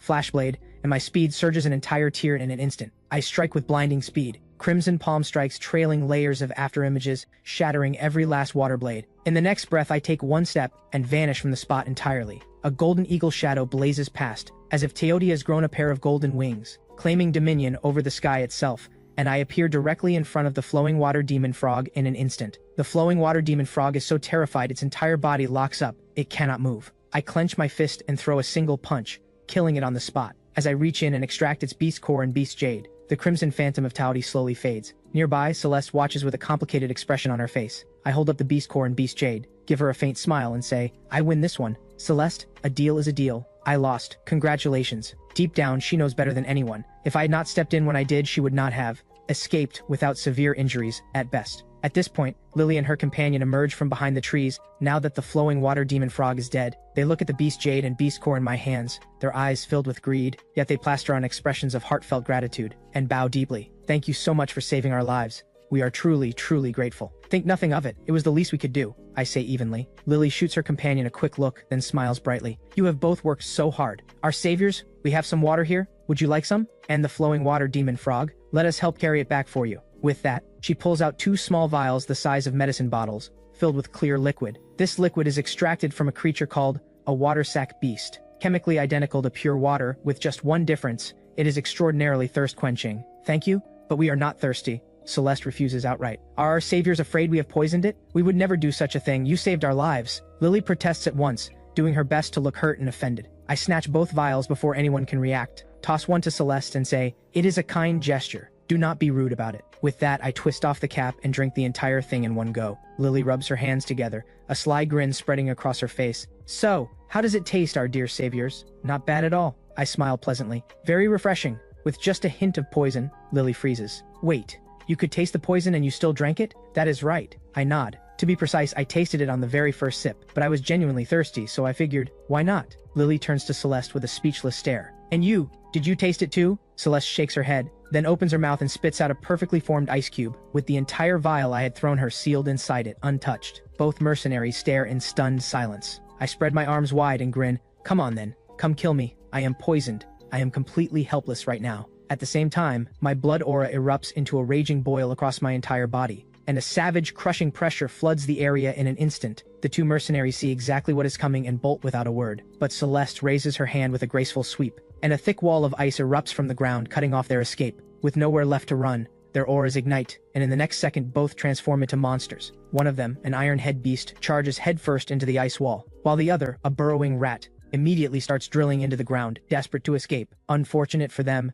their speed is pathetically slow compared to mine. I flicker forward in an instant, slam my foot down onto the burrowing rat's skull, then fire a palm strike through the air at the other, and with a single move, both are forced back into human form and stripped of all ability to resist. Commander Quinn strides over and looks down at the 2 figures on the ground, his voice thundering with fury. The sheer audacity. One of them is Celeste Xia, beloved daughter of the Imperial Capital's Xia clan. The other is a triple S rank awakener, the greatest prodigy in Xinhai province's history. You dared to poison them both. There is no one in all of Daxia who can save you now. The 2 exchange one glance, and the color drains from their faces completely. I speak calmly, Commander Quinn, finish them. The words barely land before Quinn raises his hand and ends both their lives with a single motion. He then announces in a clear, carrying voice, in this contest, the winner is a complete and total victory. Susu stares at Celeste with exaggerated wide eyes. No way. Starting today, you are his personal handmaiden? Personal handmaiden? Stop talking nonsense. Celeste's cheeks flush faintly as she snaps at her. It is basically the same thing though. Susu grins mischievously.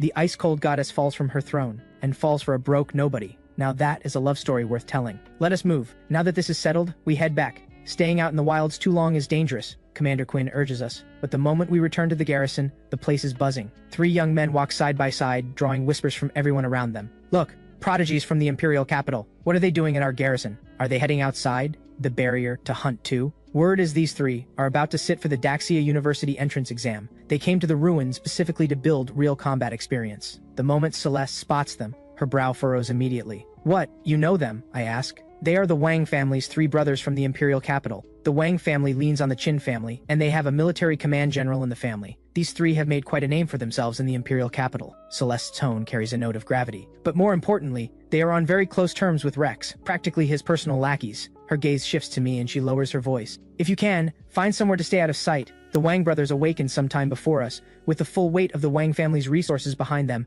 Their levels are even higher than mine. Conservatively, all three are past bronze tier 3, but the words are barely out of her mouth when the Wang brothers notice our group and saunter over with an air of smug amusement, and at that exact moment, the Ten Fiends Divine Temple sounds a notification inside my mind. The ancient beast True Dragon has issued the first trial. Host must enter the system space within 10 minutes. Failure to comply will result in forced extraction. I go completely blank. Of all the moments, why now? By now the three brothers, Crusher, Fang, and Flare Wang, have walked right up to me. Crusher smirks. Well, if it is not Xinhai Province's greatest prodigy, what brings the mighty prodigy to the ruins for training? Or is it that the mighty prodigy is not so confident about passing the Daxia University exam? But the moment they spot Celeste, a flicker of wariness crosses all three faces. The Xia clan is not someone the Wang family can afford to offend lightly. Ms. Xia, why are you associating yourself with someone like this? Is that any of your business? Celeste shoots back coldly. Ms. Xia's affairs are naturally none of our concern. Crusher sneers. But his affairs, those are very much our business. Uncle Rex has always looked after us three brothers. He humiliated Uncle Rex in front of everyone,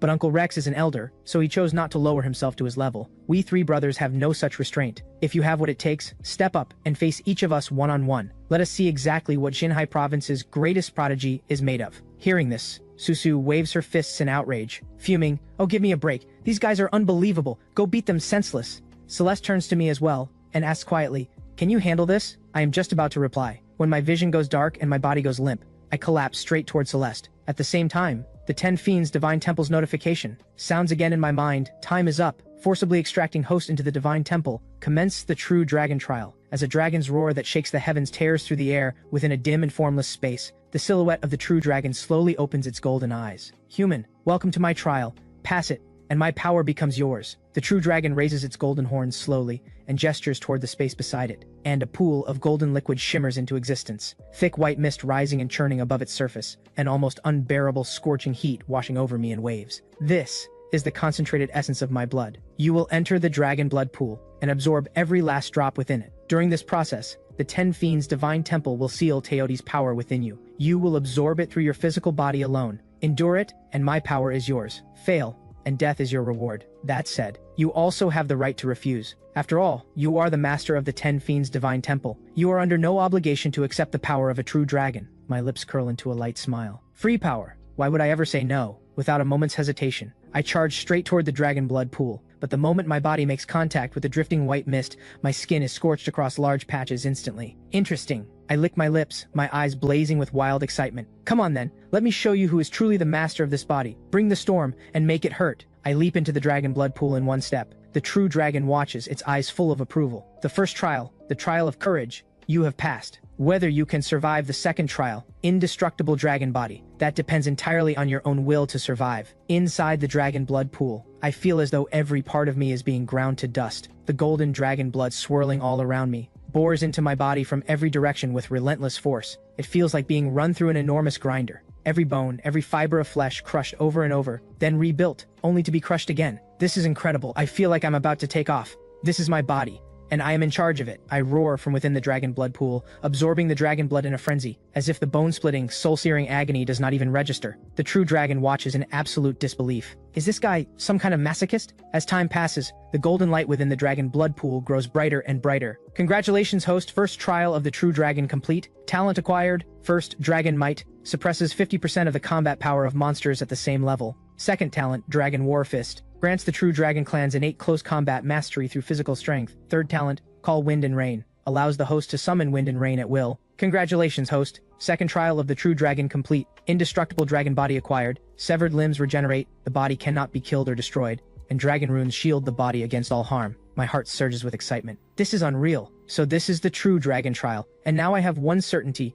With physical strength alone, I could crush a bronze tier 1 monster with my bare hands, and with the indestructible dragon body. Unless someone can reduce me to ash in a single strike. Even if half my body is destroyed, I regenerate instantly. Then the true dragon's booming voice fills the space once more. Young one, now that you have completed my trial, you may go. I look forward to the day you inherit the full extent of my power. Thank you, senior. You are a remarkable young man. Boundless potential ahead of you. I believe in you. As I prepare to leave, the true dragon places its dragon pearl in my hands. After I depart, the crimson shadow nearby speaks with an amused lilt. So, old dragon not bad, right? He is indeed something. After all, he passed my trial. Your trial? Your trial is worth absolutely nothing. Everyone knows all you need to do is eat. And what is wrong with eating? I eat. I get stronger. Food is the foundation of all things. What would you know about anything? I cannot be bothered arguing with you. You are not worth my breath. As the two shadows slowly fade into the dark, my consciousness finally returns to my body. The moment my eyes open, the Wang brothers' mockery hits me. Ah, the perks of being a prodigy. When the fight gets real, just pretend to pass out. Someone carry the little genius home for his nap. What a complete waste of our time.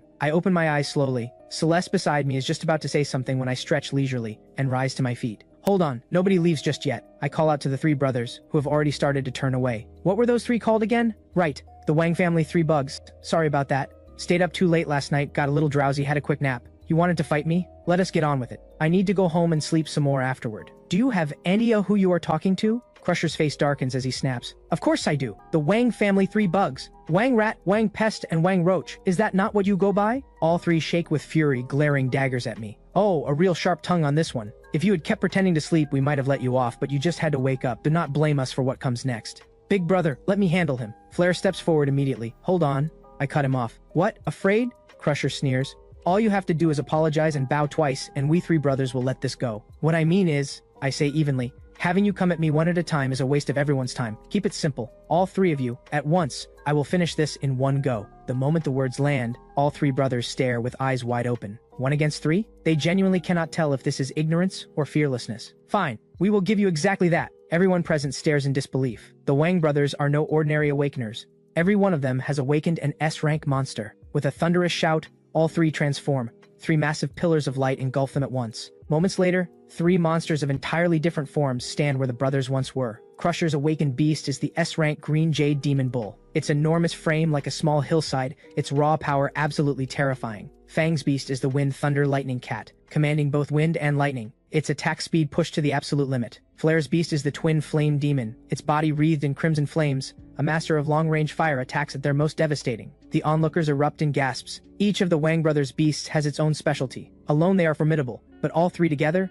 that synergy is virtually unbeatable. The Green Jade Demon Bull's wide-range attacks control the field. The Wind Thunder Lightning Cat's speed pins the target, and the Twin Flame Demon's long-range fire pours on the damage. With that combination working in tandem, even someone 2 or 3 tiers above them might not come out on top. And on top of that, their levels are no joke to begin with. 1 at Bronze Tier 3, 1 at Bronze Tier 4, and 1 at Bronze Tier 5. At this point, Flare loses his patience and barks, "Hey, transform already, and let us end this farce." Transform? Into what? I scoff. If I transform, you would not even get a chance to try. Come at me as you are. The Wang brothers stare at me, utterly disbelieving. I genuinely cannot watch this. Does this guy ever stop bluffing? He refuses to transform. What exactly does he think he's going to do? The arrogance is something else. A human taking on monsters in human form? You have got to be kidding. One slap from any of those beasts would send him spinning like a top. I crook a finger at Flare and say evenly, "Come on already, stop wasting time. You were the loudest one just now, you go first." Flare snaps at that. Flames roar across his entire body. He lets out a ground-shaking roar and lunges straight at me. I activate the True Dragon's second talent, Dragon War Fist, one single, ordinary-looking punch, and Flare is sent flying hard through the air. I close the distance instantly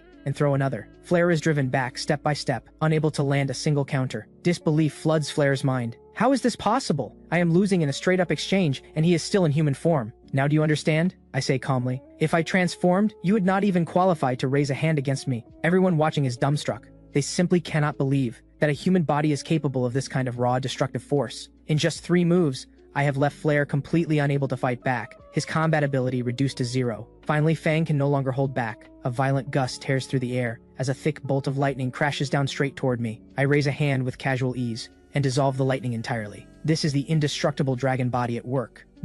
A human body just took that? Commander Quinn and the others beside him are so stunned they cannot find a single word. Every year, countless human awakeners fall in battle because they failed to transform in time, cut down while still in human form. If every soldier possessed physical strength like mine, Daxia's casualty rate would drop by a staggering margin. Now Fang's Wind Thunder Lightning Cat charges at me again, and at the same time, Crusher's Green Jade Demon Bull finally moves. It launches into the air and slams down onto the ground with full force, war trampling. A massive shockwave erupts outward in every direction, crashing straight into me with tremendous force. At the same time, Flare, having recovered slightly, lets out a howl, launches himself into the air, and dives straight down at me from above. Lightning from Fang charges head-on. Flare's flames dive from above, and the ground beneath my feet is crumbling and caving in. The onlookers burst into murmurs. The coordination on these 3 is absolutely flawless. That attack leaves no blind spots. Even if he transformed right now, he might not be able to hold it off. It is over. He is either dead or crippled after this. He overestimated himself. Commander Quinn's brow snaps into a frown and he moves to intervene, but Celeste suddenly grabs his arm. Wait, Commander Quinn, do not move yet, look at him. My face shows not a single trace of panic. I grin wide and call out in a clear, carrying voice,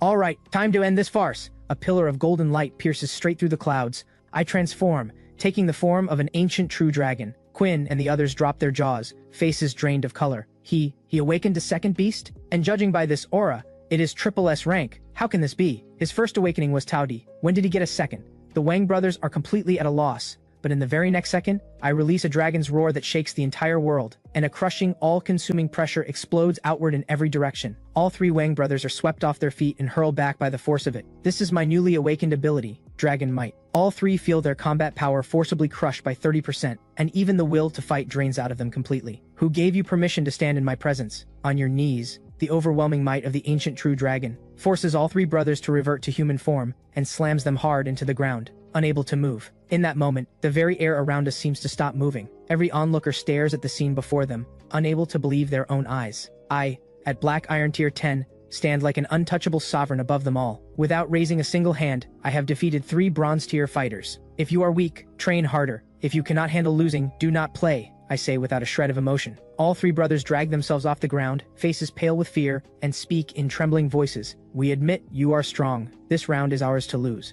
And what good does admitting it do? I let out a cold laugh. You say it as though I needed your acknowledgement. Then what do you want?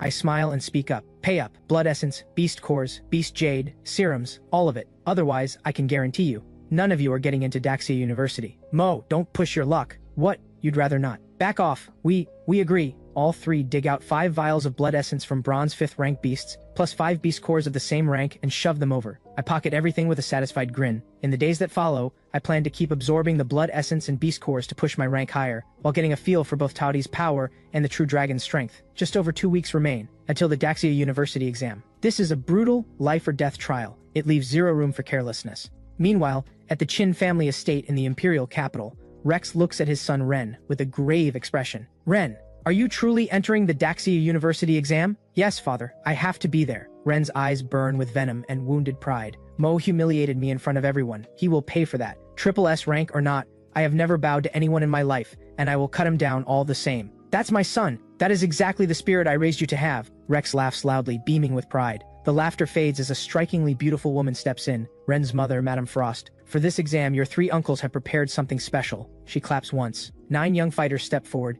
each radiating a bone-deep killing intent. Mother, what is this? Your 3 uncles hold high positions in military command. Naturally, they have talented soldiers at their disposal. These 9 will accompany you into the exam. Inside, you can use their strength to do whatever needs to be done. The implication is unmistakable. All 9 carry S-rank talent, and 1 has even awakened at double S-rank. A formidable escort indeed. Ren stares in disbelief, then bows deeply. Please convey my gratitude to my uncles. Patience, this is just the beginning. Next is a gift from your grandfather. Madame Frost produces 2 long blades, both deep crimson, and places them in Ren's hands. These were forged from the bones of the golden jade 8th rank crimson flame hell gold beast. Your grandfather even embedded its beast jade into the blades. That means you can unleash the beast's innate ability, Crimson Flame Meteor Slash. At full power, it can gravely wound even a blue jade tier fighter. The university's exam rules cap its output, so your grandfather has suppressed the limit to bronze 10th rank. Even so, with these twin blades, you will fear no opponent in single combat. Ren's eyes light up with awe and excitement. Then Madame Frost produces a vial. This is a custom origin energy serum I commissioned from Tang Industries.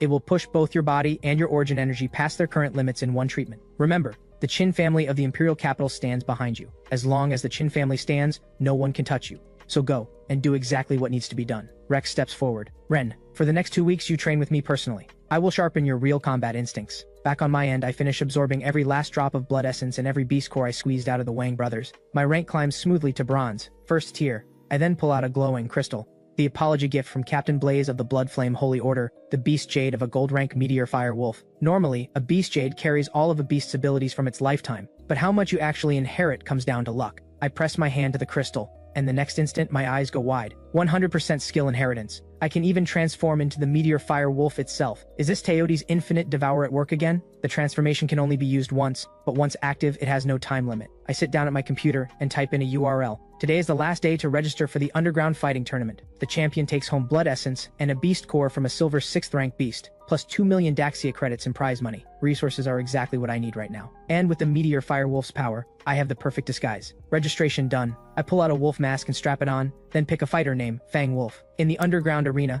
fighting under a fake name is standard. Everyone takes a fighter alias. Masked fighters like me are just as common as unmasked ones. Before long, I arrive at the tournament venue. As I make my way toward the advanced bracket entrance, the crowd's roar washes over me, and the scoreboard flashes. Match 1. Bronze 1st rank Fang Wolf versus Bronze 5th rank Ghostface. The crowd erupts in disbelief, buzzing with chatter. A Bronze 1st rank in the advanced bracket? Is this a joke? What is the organizer thinking? They're letting trash like that on stage? Up in the VIP section, Susu grabs Celeste excitedly. Celeste, bet on Ghostface. I just threw in 500,000. 5 rank against 1 rank. There is no way he loses. Easy money to start us off. But Celeste frowns. Logically, Susu is right, but a certain someone just flashes through her mind. Susu, pull your bet. Trust me. 10,000 on Fang Wolf, 10,000 on Ghostface. Susu's jaw drops. Is that really necessary? Just do it. Fine. I listen to the crowd piling money on Ghostface and sigh inwardly. Should have gotten someone to put more on me when I had the chance. While I'm still thinking it over, my opponent climbs onto the stage. He looks me over and flashes a dismissive smirk. Fang Wolf?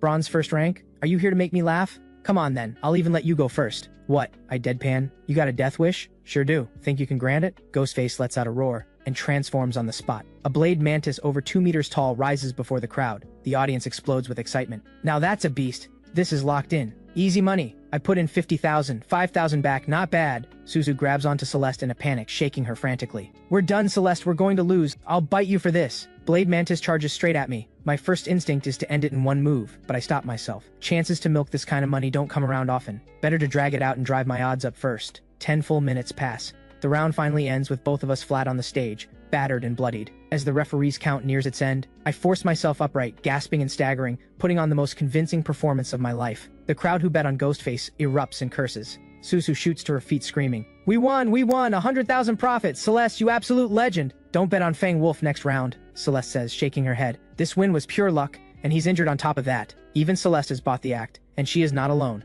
Nearly everyone in the venue has. I slip to the corner of the stage and wave down a security guard. Hey, do me a favor, go place a bet for me. Next match, 1 million on Fang Wolf. The guard stares at me, completely frozen. Bro, are you serious right now? The big screen updates. Match 2. Bronze 1st rank Fang Wolf versus Bronze 8th rank Demon Lion. In his last fight, Demon Lion bit his opponent's head clean off. He is also one of only 3 fighters considered genuine championship contenders in the advanced bracket. The betting odds for this round stand at a jaw-dropping 15-1. Nobody believes I have a chance. I just grin. I step back onto the stage. Time to get paid. Match 2 is about to begin. Susu turns to Celeste eagerly. Celeste, what's the call this round? Bet on Demon Lion. The gap between 1st rank and 8th rank is just too wide. Got it. Susu dashes off to place the bet. Meanwhile, I catch a familiar figure out of the corner of my eye. What is she doing here? I pull out my phone and text Celeste. You're here watching the tournament? You're here too? Did you bet? Susu put 500,000 on Demon Lion. Pull it. Trust me. Put everything on Fang Wolf. Wait, are you the one who put 1 million on Fang Wolf? That's me. Celeste spins around and grabs Susu urgently. Susu, cancel the Demon Lion bet.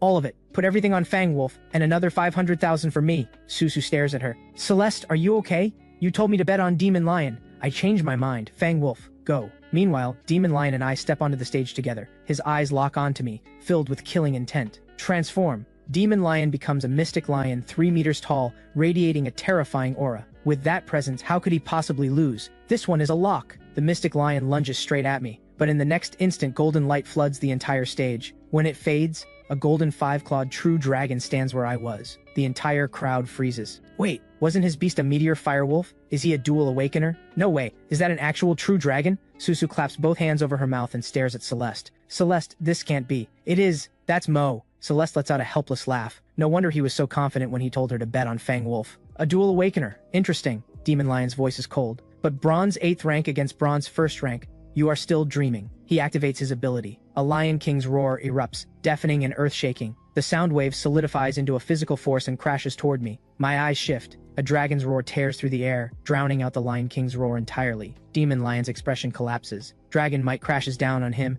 and he feels his entire combat power cut in half on the spot. I step forward. My dragon claw punches straight through the mystic lion's chest. Did you actually think you could fight me? I say calmly. If I hadn't needed to drive my odds up, last round would have taken me 10 seconds. With a single flick of my claw, Demon Lion's body flies across the stage and crashes down hard. He does not get up. Dead silence falls over the entire arena. Then the crowd who bet on Demon Lion erupts in a storm of cursing. I revert to human form and step off the stage, heading to collect my 15 million. A middle-aged man stops me. Mr. Fang Wolf, I run this arena. Your strength is genuinely impressive. The thing is, you just won 15 million credits, and that has put this venue in a rather difficult position. What, can't handle a loss? I say flatly. Of course not. He laughs nervously. It is just, would you be willing to play something bigger? My interest sharpens immediately. Tell me. Prize money up to 20 million, and the Blood Essence and Beast Core upgraded from silver to gold first rank. Are you interested? Simple enough. In the next fight, the remaining 11 contestants, plus one more I will add, take you on together. All 12 at once. Can you handle that? I have one condition of my own, I say. If I win, you throw in 1,000 bronze rank beast carcasses on top. D rank is fine. Deal. And if you lose, Mr. Fangwolf, then I walk away from the 15 million and you keep my million bet as well. That doesn't quite feel balanced, the man says, shaking his head. Since you added your own condition, so will we. If you lose, you stay with this arena for the rest of your life, our permanent enforcer. So they want me as a cash-generating pawn. I find this deeply amusing. Done. The announcement sends the arena into a frenzy. The 12th fighter is him, last year's champion, bronze 10th rank, the Devil Man Triple Shot. I remember when Triple Shot steamrolled this entire tournament, cutting through everyone in his path. That's how he earned the name Devil Man. This guy is the real deal. Fang Wolf is done for. Place your bets. Up on the stage, Triple Shot looks at me with a cold smile. Once upon a time I was just like you. I steamrolled this entire underground arena too. But in the end, a man can't outmuscle what's above him. Even when I won the championship, I never saw a single credit of the prize money. Instead, I became the arena's manager and lost my freedom. But Director Ashton has promised, if I beat you today, I get my freedom back. So I'm sorry, but you will be taking my place in this cage. All of you, come at once. The words barely leave his mouth before an evil rock demon turtle materializes on the stage. One after another, a pack of beasts in all shapes and sizes complete their transformations and crowd onto the stage. Standing before this horde, I look no bigger than an ant, but I do not flinch. Dragon Might activates. All 12 beasts feel their combat power crushed by 50% in an instant. Then, from the void, a massive golden sword slowly rises into view. The true dragon sword, one of the supreme treasures nurtured by the Dragon Pearl. I have not fully inherited the Dragon Pearl's power yet, but against these opponents, it is more than enough. I swing the sword. Several divine dragons come howling out of the blade. All 12 beasts on the stage stand paralyzed. What the? How are we supposed to fight this? One beast screams and tries to flee. The azure dragon swallows it whole. Another breathes fire, only for the crimson dragon to answer with a single breath that reduces it to charcoal. Another beast, trusting in its thick hide, charges the black dragon and gets crushed to nothing in one claw. In a single exchange, 11 beasts are either dead or broken, completely out of the fight. Triple Shot has lost every trace of his earlier swagger. His voice shakes. I surrender. I'm afraid not. My voice is calm. You killed every challenger who came before you. Here, the same rule applies. Don't push me. I will drag you down with me. Please, go ahead and try. At those words, Triple Shot's evil rock demon turtle form begins charging a massive blast of flame in its jaws. Expect it to come straight at me, but he suddenly spins around and fires it into the sky. Then without another word, he leaps into the air. Making a break for it, I transform into the five-clawed true dragon and launch skyward in one step. A dragon's roar shakes the heavens, and my massive form drops from above, slamming down directly in his path. I press the true dragon sword against his throat. Go on, try running again. Please, spare me. I raise the true dragon sword without hesitation. At that exact moment, a booming voice cuts through the air. Stop! A silver-haired elder strides into the arena, flanked by a group of sharply dressed men radiating unmistakable authority. Good heavens, that's Director Ashton of Ashton Corp. Just as the crowd assumes Triple Shot is saved, I pay the voice no mind. The sword comes down, and Triple Shot's life ends. I lift my gaze to the silver-haired man and speak evenly. What did you just say? I don't think I caught that. Ashton's face twists with rage. In 15 years running Ashton Corp, I have never seen arrogance like yours, but your strength is not enough to back up that pride. Today, you pay for what you have done. Two bald men behind him step forward. In the next instant, two tyrant dragon beasts, each over 10 meters tall, appear on the stage, roaring with terrifying force. Those are Class C tyrant dragon beasts, both silver 5th rank on top of that. That's the director of Ashton Corp for you. Even his bodyguards carry that kind of firepower. Absolutely stacked. Word is Ashton has an entire squad of tyrant dragon bodyguards. As the two tyrant dragons move to surround me, Celeste's expression turns ice cold. She pulls out her phone without hesitation. First, a message to Commander Quinn, then a call to Zane all the way in the Imperial capital. At the same time, Susu calls her father, Governor Roland. Zane hears the news, narrows his eyes, and lets out a short laugh. That kid sure knows how to stir things up, but honestly I love that fearless streak of his. My take? Just flatten the whole Ashton Corp and be done with it. Celeste breaks into a cold sweat. Typical. This is Zane, the Imperial Capital's most notorious troublemaker. Nothing is ever too reckless for him, but she also knows that help from far away does nothing for the crisis right now. Senior Zane, this is not the time for that, she says urgently. Mo is about to be in serious trouble. Zane waves it off, his voice casual but carrying absolute confidence. Relax. I'm under house arrest from the Holy Order captain, so I can't go myself, but I'll have my uncle make a trip. He owes the kid a favor from last time anyway. Just handle it the usual way. Celeste's eyes go wide with shock. Uncle Ethan, coming to Xinhai province in person? This is enormous. She glances sideways at Ashton, and the look in her eyes turns quietly amused. Things just got very interesting. Meanwhile, the two tyrant dragon beasts have me completely surrounded. I do not flinch. Instead, I spread my arms wide as dragon mark light surges around my body, radiating a commanding golden glow. These tyrant dragons carry trace amounts of dragon bloodline in their veins, and the pure dragon might I radiate triggers an instinctive, overwhelming suppression. Both beasts let out low,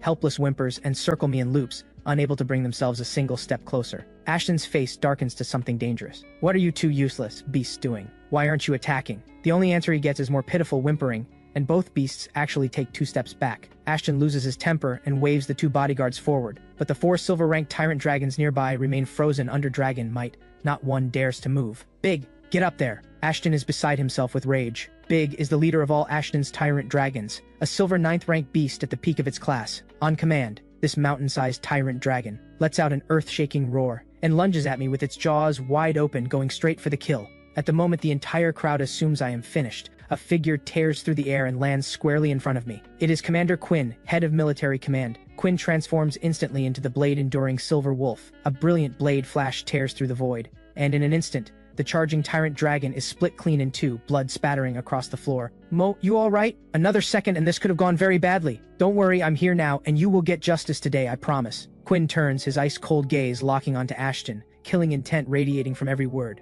Ashton, give me an explanation, or I will level your Ashton Court building to the ground, right now. Ashton's face goes utterly pale. He cannot begin to understand how a nobody fighting under the name Fang Wolf could possibly command the personal attention of someone at Quinn's level. He steels himself and steps onto the stage, just opening his mouth to argue, when Quinn, without a single word, charges at him with blade in hand. Quinn, have you lost your mind? Ashton stumbles back, his voice cracking with desperation. You think I can't cut off military command's resource supply? All this, for some nobody kid? Is it really worth it? I will be straight with you. It was Flair Wang of the Imperial Capital's Wang family who personally ordered me to deal with him. That is someone neither of us can afford to cross, and his disciple is here in this very arena right now. Quinn hears this, and bursts out laughing. I was wondering who was backing you up, and it's just Flair Wang. Funny. You want to guess why he did not dare show up himself? He turns toward the stands, and raises his voice. Governor Roland, a man of your standing, sitting there in disguise all this time, come on out. In front of Quinn, Ashton could still manage a few words, but in front of Governor Roland he does not even dare to breathe. Every foothold Ashton Corp has in Xinhai province runs through the governor. Roland is the one man Ashton has feared his entire life. I agree with Commander Quinn. Governor Roland steps calmly into the arena,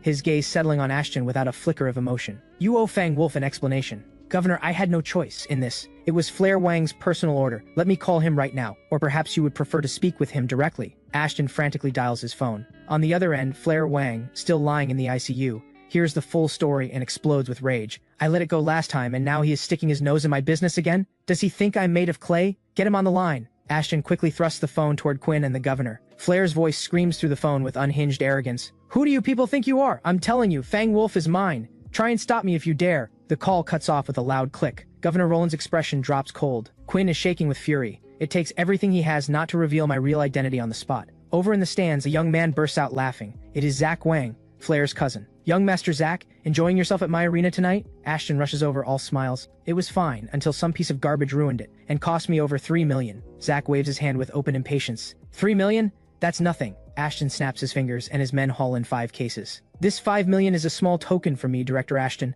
I hope you will put in a good word for me with young Master Flair. Not bad. You know how to play the game. Zach gives a satisfied nod. Up in the stands, Susu grabs Celeste's hand in a panic. Celeste, what do we do? Even Uncle Quinn and my dad can't hold this down. Stay calm.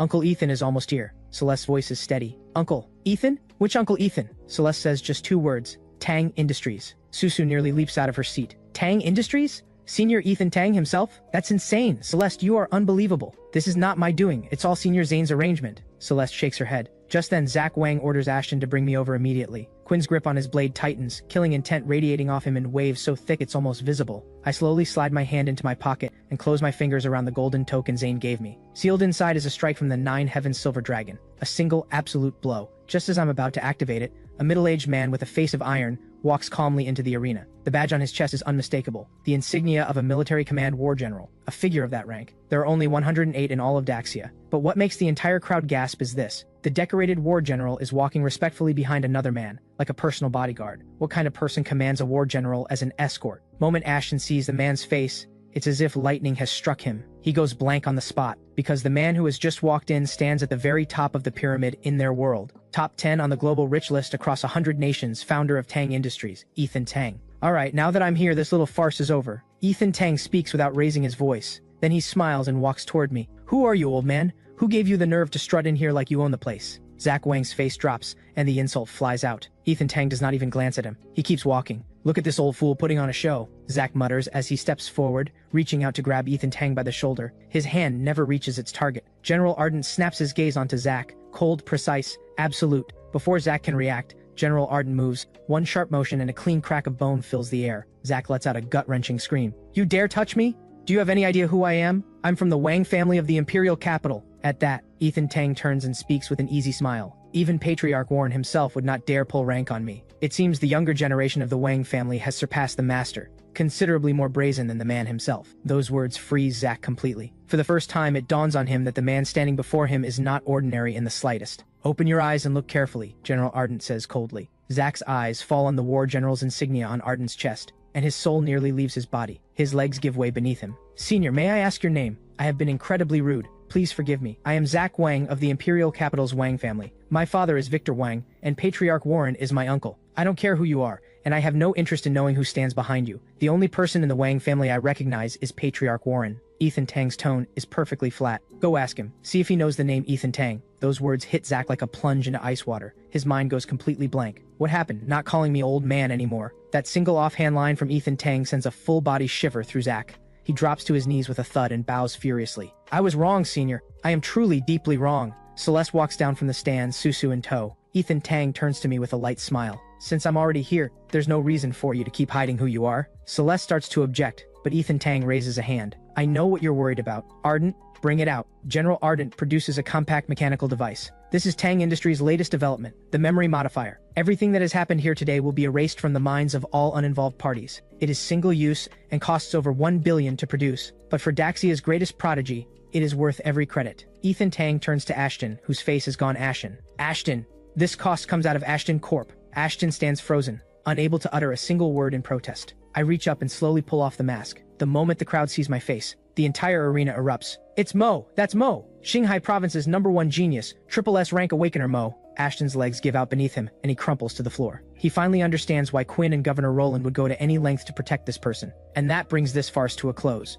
Ethan Tang speaks calmly. The Wang family's pettiness has been quite an eye-opener. When I get back, I will have a thorough conversation with Patriarch Warren. Just then, Ashton and Zach exchange a glance, and both feel their stomachs drop at the exact same moment. Just moments ago, Flair Wang dispatched a military command officer toward this location. By now, he should almost be here. Both of them silently pray with everything they have, please don't show up. But the next second, a figure crashes down from above. The impact shakes the entire underground arena 3 times over. It is Commander Saxon. Where are Governor Roland and Commander Quinn? Come forward and bow, now. Whatever hope Zach and Ashton were clinging to dies completely in that moment. But in the next instant, Saxon takes in the faces around him, and his own expression collapses. He drops to his knees without hesitation. Saxon, was it Flair Wang who sent you here? Or Patriarch Warren? Ethan Tang asks. It was young Master Flair. Did you catch that, young Zane? Ethan Tang's laugh is light, but there is ice beneath every word. Flair Wang. Interesting. I, Zane, have said it 1,000 times. I never interfere in fights between the younger generation, but the moment someone uses power and connections to bully those beneath them, I step in. Every time. The Wang family, is it? You just walked straight into my crosshairs. Zane's cold voice cuts through the phone. A flicker of exasperation crosses Ethan Tang's eyes. He turns to me, 30 years old and still this loud about everything. Don't pick up his habits. No worries, Senior Tang. My style is simpler. I just kill them and be done with it. Ethan Tang blinks, then bursts out laughing. Now I finally understand why Zane picked you out of everyone. Kid, you are genuinely something else. Meanwhile, back in the Imperial capital, Zane stands at the entrance of his villa, silver dragon spear in hand. 2 Holy Order fighters step forward quickly. Vice Captain Zane, you are not permitted to leave. I never said I was going anywhere, just making a delivery. The words barely land, and Zane hurls the silver dragon spear into the air with one hand. Ever heard the saying, express delivery, guaranteed arrival? The 2 fighters exchange a confused look and shake their heads. You will. Zane smiles, hands them each a cigarette, and turns back inside. Meanwhile, at the Wang family estate in the Imperial capital, The Wang brothers have finally recovered enough to be discharged from the hospital. One more week and they should be fully healed, just in time for the Daxia University exam ceremony. Little brother, what's on your mind? Fang and Crusher frown, watching Flare stare into the distance. Nothing. My heart just keeps pounding like something bad is about to happen. Flare's brow stays knotted. There's a needle-sharp sting radiating through his back, an ominous crawling feeling he cannot explain. Stop overthinking it. Rest up and focus on the exam. We need to back Ren up properly this time. The family gave him some serious equipment. What Mo did to us last time, we're taking it all back with interest. The three brothers seethe. With Ren on our side, Mo won't know which way is up. Wait, all three frown at the same moment. Is something coming from the horizon? That wind. It's too loud. Something's wrong. Am I hearing a dragon's roar? Come on, you've been in bed too long. You're hearing things. I'm not imagining it. It's real. Listen. You're serious? What? Why is it getting louder? All three snap their heads up and see a silver spear tearing across the sky, ripping through the air from the distance, a dragon's roar thundering from the weapon itself, like a silver dragon riding the heavens, screaming straight toward the Wang family estate. Why does that spear look so familiar? Of course it's familiar. That is the silver dragon spear, combat weapon of the Nine Heavens silver dragon himself, Zane. All three brothers go rigid, scalps prickling with sheer dread. Why? Is the silver dragon spear coming here? They stare at each other in blind panic. What are you standing there for? Run! Crusher shouts. The three brothers scramble and stumble deeper into the estate, looking exactly like kids who picked a fight, realized they were losing,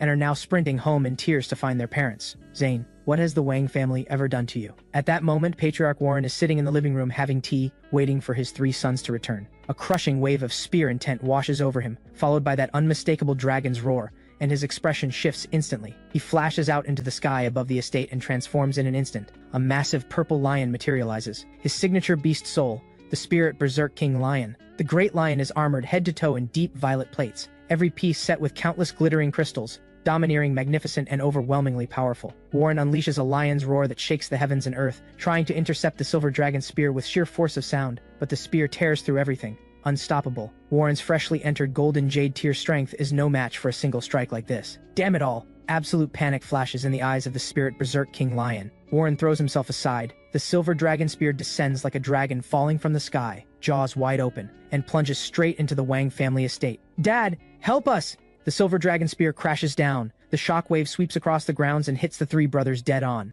All three lose what's left of their composure. One thought races through each of their minds. We just got discharged, and now we're going back to the ICU?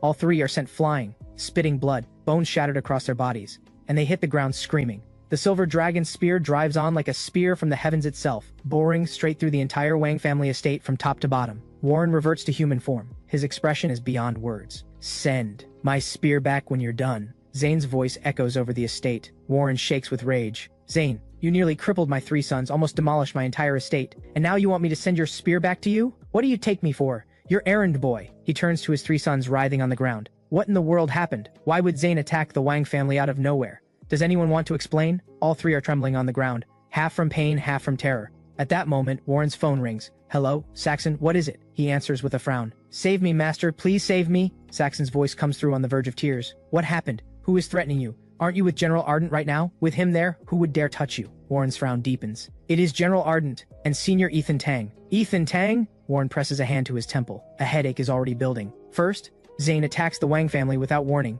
Now his own disciple is begging him in tears. To say none of this is connected would be laughable. What is going on? Where are you right now? I'm in Xinhai Province. Xinhai Province? What were you doing there? Young Master Flare sent me. It goes like this. Saxon recounts the entire story through tears. And why exactly are Ethan Tang and General Ardent in Xinhai Province? They came to help the young fighter who goes by Fang Wolf. Fang Wolf? Which Fang Wolf? Warren nearly drops his phone. Mo. Fang Wolf is Mo, Master. Are you out of your mind, you absolute fool? Warren stares at Flare lying on the ground, and the killing intent in his eyes nearly overflows. Everything suddenly makes sense. Why Zane attacked the Wang family without warning. Why Ethan Tang personally made the trip to Xinhai Province. It was all caused by these two disasters he calls family. You are going to be the death of me. Warren roars at Flare like an enraged lion.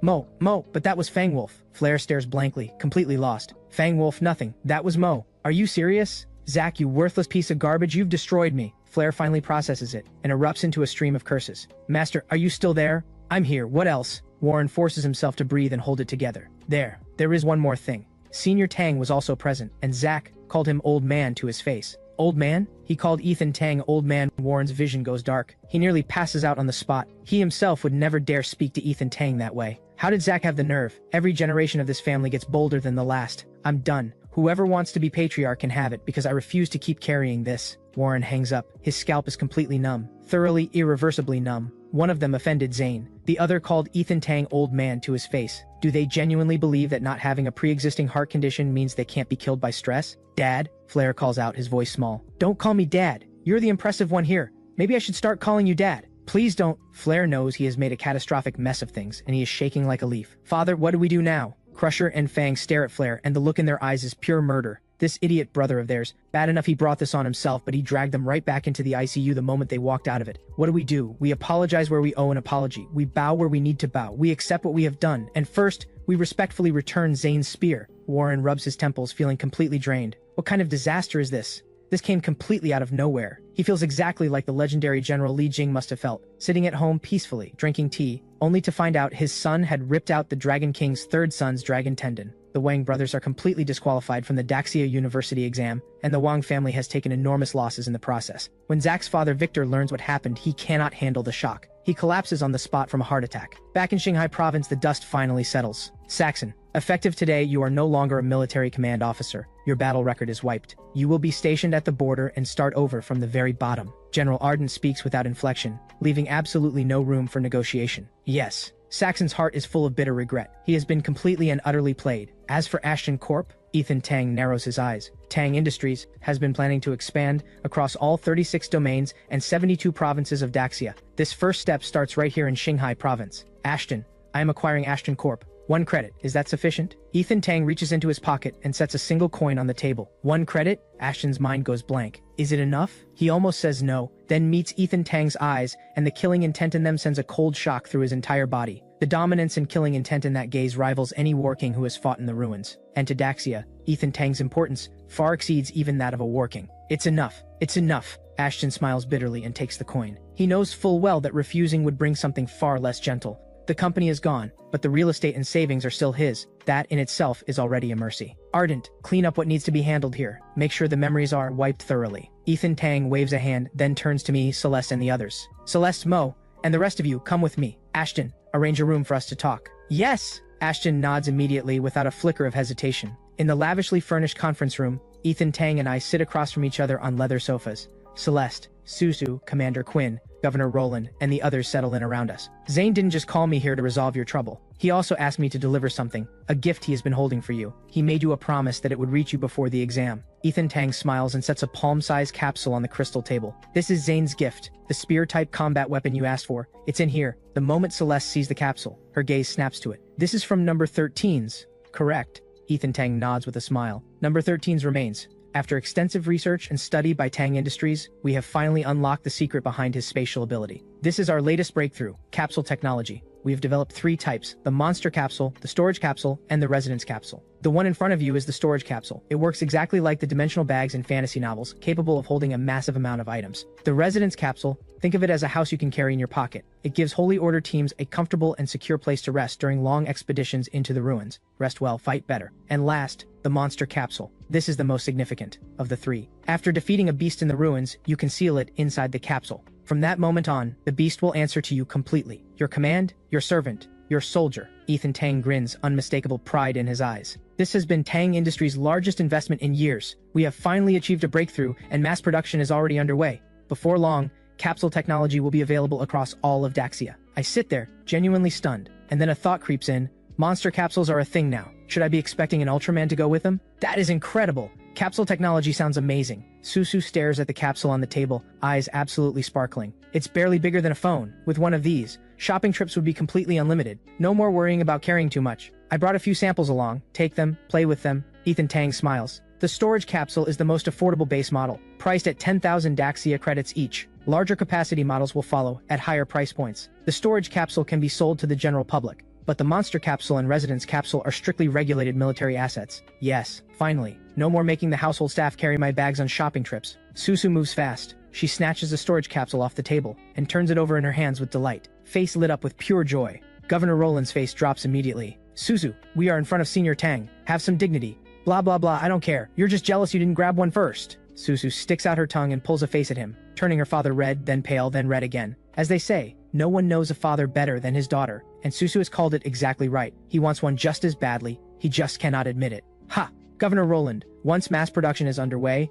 I will have a few sent to you personally. Ethan Tang steps in smoothly. Then he picks up the capsule containing the combat weapon and places it in my hand. Take a look, do you like it? I open the capsule. A streak of light shoots out. A long spear settles steadily into my grip. The spear is deep crimson from tip to base. Blood-colored flames burn along the shaft, and intricate carved reliefs radiate a warm, smoldering heat. The entire weapon gleams an unsettling, vivid blood red, while its nearly half-meter blade drips with a bone-chilling, icy light. This weapon was forged primarily from the bones of a purple jade rank bloodshot frenzy vulture. The blade is fused with dragon bloodstone, a rare and precious ore, and embedded within the carved reliefs along the shaft are 3 exceptional beast jades: the peak of frenzied speed from the golden peng, 10,000 force from the giant wheel turtle, and mind control from the soul stream beast. In other words, this spear delivers extreme speed enhancement, devastating force amplification in direct combat, and even if the spear leaves your hand, you can call it back with a thought at any moment. On top of that, drawing on the Blood Frenzy Vulture's innate trait, whenever this spear clashes with another weapon, it releases a sound wave infused with blood energy that strikes directly at the enemy's mind. Well, are you satisfied? Zane had this crafted specifically for you. It surpasses even the first spear he ever wielded. Give it a name. Ethan Tang smiles. I run my hand slowly along the crimson shaft, unable to put it down. Senior Zane has been far too generous. Then this spear shall bear a name, Heaven Devourer. The moment those words land, the spear trembles as if awakening, and lets out a single, clear, resonant ring.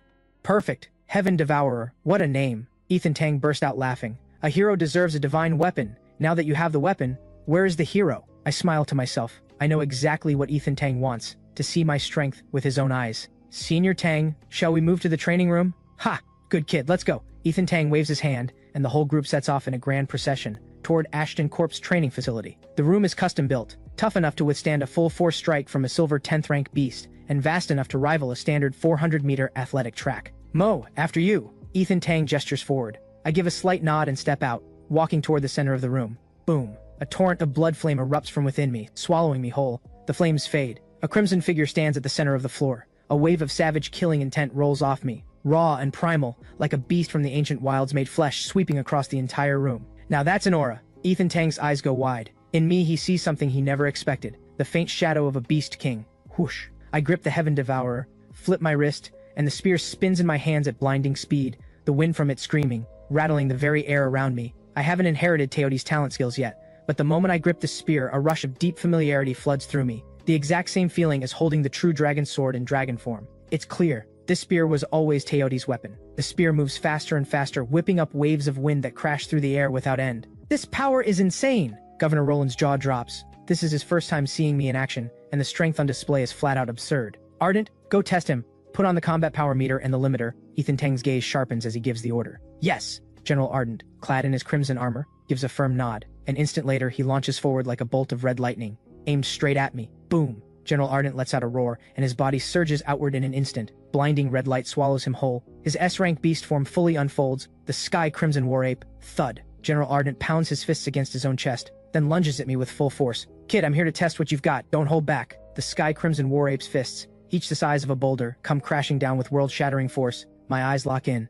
Perfect timing. I growl. I spin the Heaven Devourer with one hand, and drive it straight into that massive fist. This kid is actually going head-to-head with Ardent? Not giving an inch? A flash of surprise crosses Ethan Tang's face. Sure, General Ardent has the limiter on. His strength is capped at bronze rank 3, but the Sky Crimson War Ape is built for raw power, and its body is purple jade rank tough. Going blow for blow is the dumbest move imaginable. Heaven-shaking, earth-trembling fist. The Sky Crimson War Ape lets out a ground-shaking roar, its crimson fur flying wild. Against its nearly 8-meter frame, my 3-meter touty form looks like a baby by comparison. Ardent is a pure assault-type general. Raw attack power and explosive burst are his bread and butter, the natural edge of beast transformation. The limiter can cap his strength, but it can't touch his battle instincts forged through countless fights, or the iron toughness of that beast body. Going head-to-head, truly not a wise call. Ethan Tang shakes his head, already convinced I'm too inexperienced, throwing my weaknesses straight into his strengths. But the next instant, the blood-red spear crashes down just as the massive crimson fist rises to meet it. A violent burst of energy explodes outward,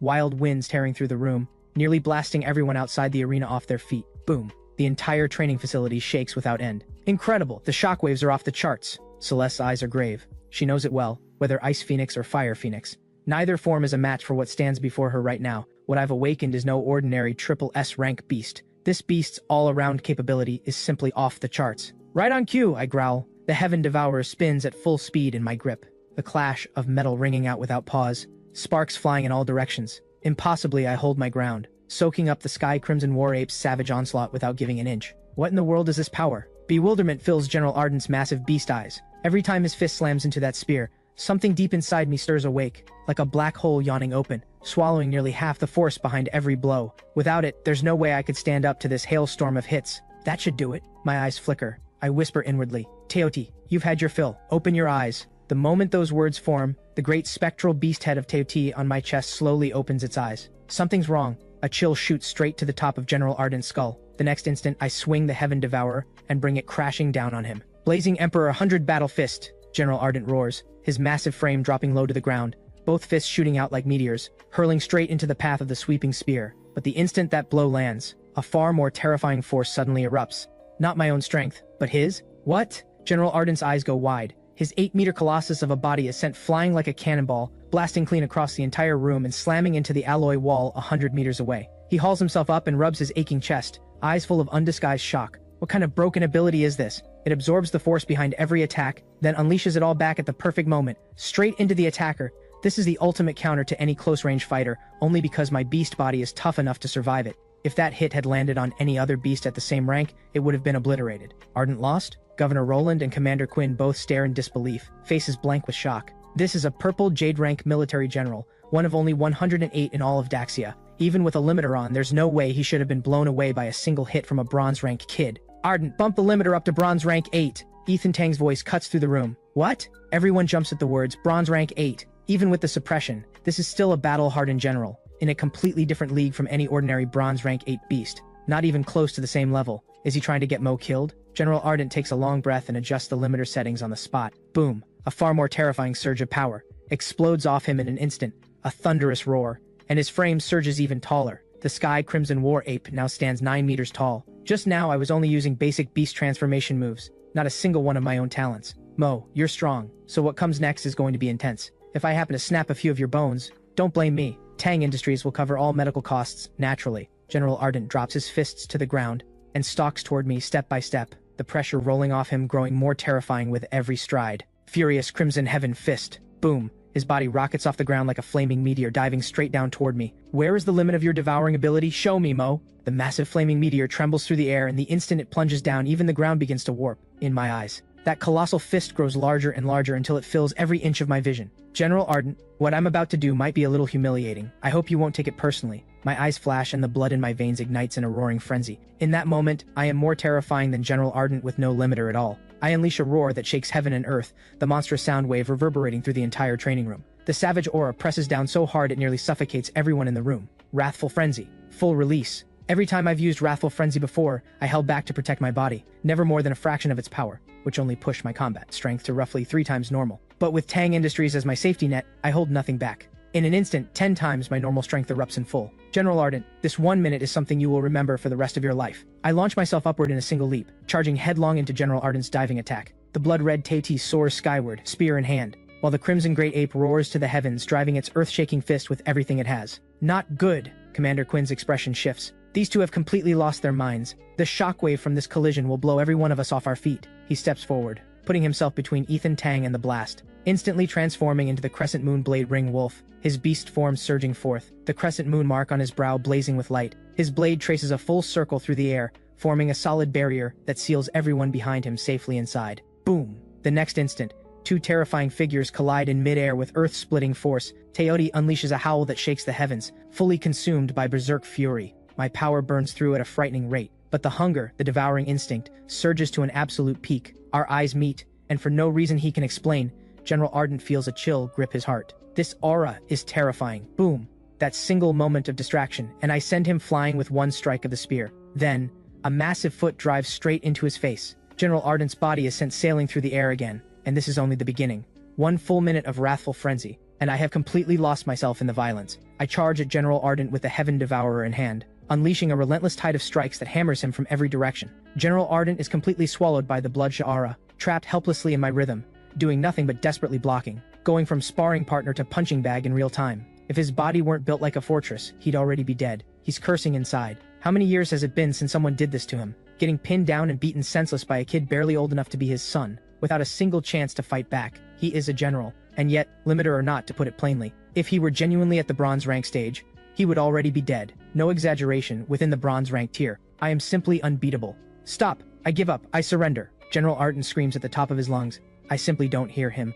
The Heaven Devourer trembles in my grip, blood flames sweeping wide, and another strike crashes down. What the— Kid, not the face. Stop, stop, stop. General Arden is pushed so far over the edge he's cursing out loud. I've driven him clean across the entire training floor, from one end to the other, and now I've got him pinned in a corner, hammering away without mercy. The Sky Crimson War Ape throws both arms up over its head like pillars, shielding its face, completely unable to fight back. I am fully locked in, power surging, every strike of the spear sending violent tremors through the ground. General Arden curses bitterly inside the whole time, enduring every single second of that full minute by sheer will. Finally, I disengage from wrathful frenzy. Thank God, it's finally over. General Arden lets out a pitiful groan, dropping out of his beast form, slumping down on the ground in tattered crimson armor, gasping for breath without a shred of dignity. Holy hell, that nearly killed me. He pulls off the limiter, and the supposedly indestructible device is covered in cracks, nearly smashed to pieces by my strikes alone.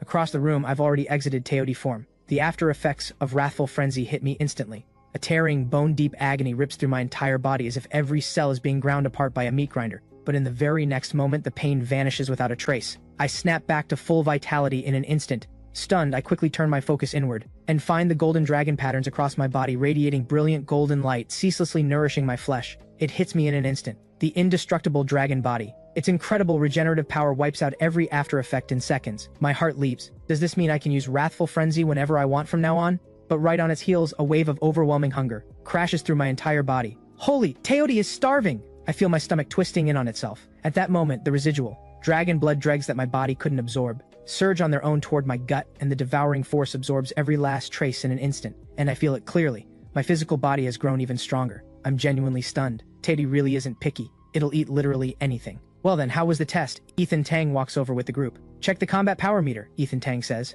General Arden pulls out the combat power meter, takes one look, and freezes.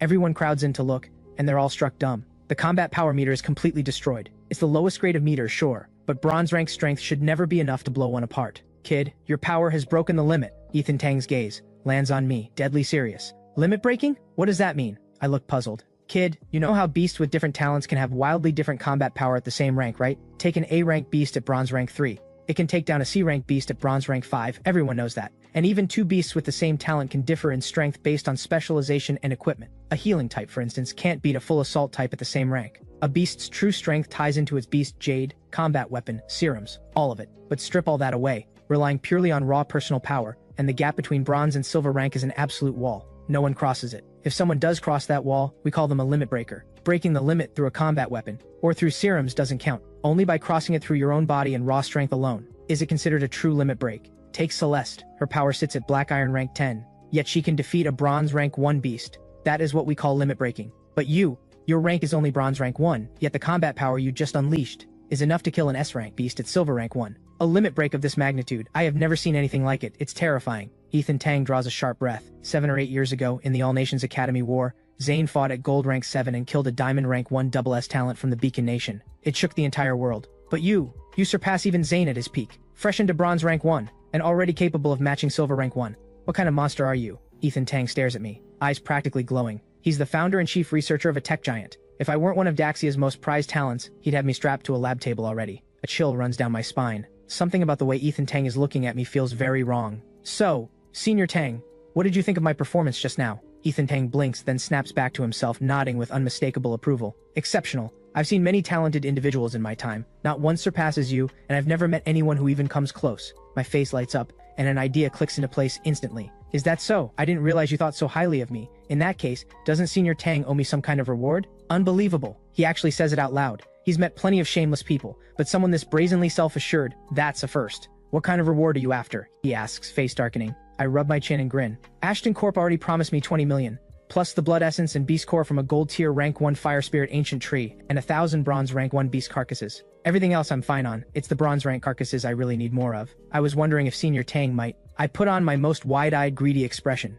Ethan Tang's vision goes dark. 3,000. I'll have them delivered. I can barely contain myself. What if I give you back the 20 million, and you send me 5,000 instead? Ethan Tang takes a long, slow breath and studies me through narrowed eyes for a long moment, then finally nods. Fine. Commander Quinn and Governor Roland look like their faces are about to cramp. You kid, the only word for it is gutsy beyond belief. Running a con on Ethan Tang himself. That's something neither of them would even dream of doing. Sir Tang, he's young and doesn't know better. Commander Quinn rushes to smooth things over. No need. Ethan Tang cuts him off. Young people should be spirited. Spirited. Commander Quinn's brain just stops working. You call that spirited?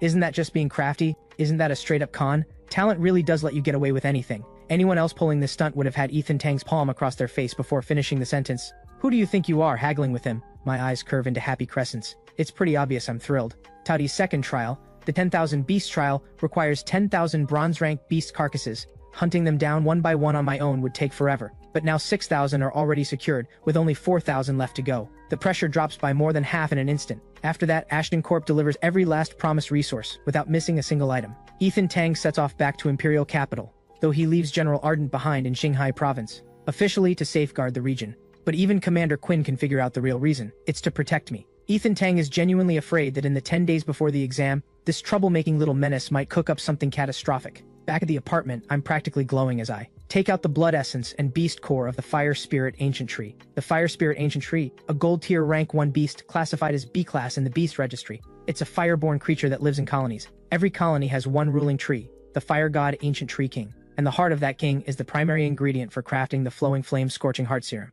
I flip through the Beast Registry in my hands, eyes gleaming. The Flowing Flame Scorching Heart Serum, widely regarded as the most extravagant serum a bronze-rank beast tamer can get their hands on. It tempers the beast body with searing flame and purifies origin energy, delivering a total overhaul of both beast body and energy channels. Anyone lucky enough to use this serum while still at the bronze rank will break through every 3 days and leap forward every 7, climbing at a speed that defies belief. But the serum is priceless in the truest sense. The core ingredient, the Fire God Ancient Tree Heart, is simply too rare to find. The Fire God Ancient Tree King is a diamond-rank beast in its own right, and it nests deep within the most dangerous reaches of the ruins. You'd have to be out of your mind to hunt a diamond-rank beast just to craft a bronze-rank serum, but I don't care about that. A sly gleam flashes in my eyes as I pull out my phone. Hey, General Ardent, it's like this. I need a small favor. Moments later, I hang up and clap my hands with a grin. Done. Having connections and not using them, that's just plain stupid. By the time I finish absorbing this blood essence and beast core, General Ardent should have the Fire God Ancient Tree Heart ready. In high spirits, I crush the blood essence and devour the beast core. An hour later, rumble.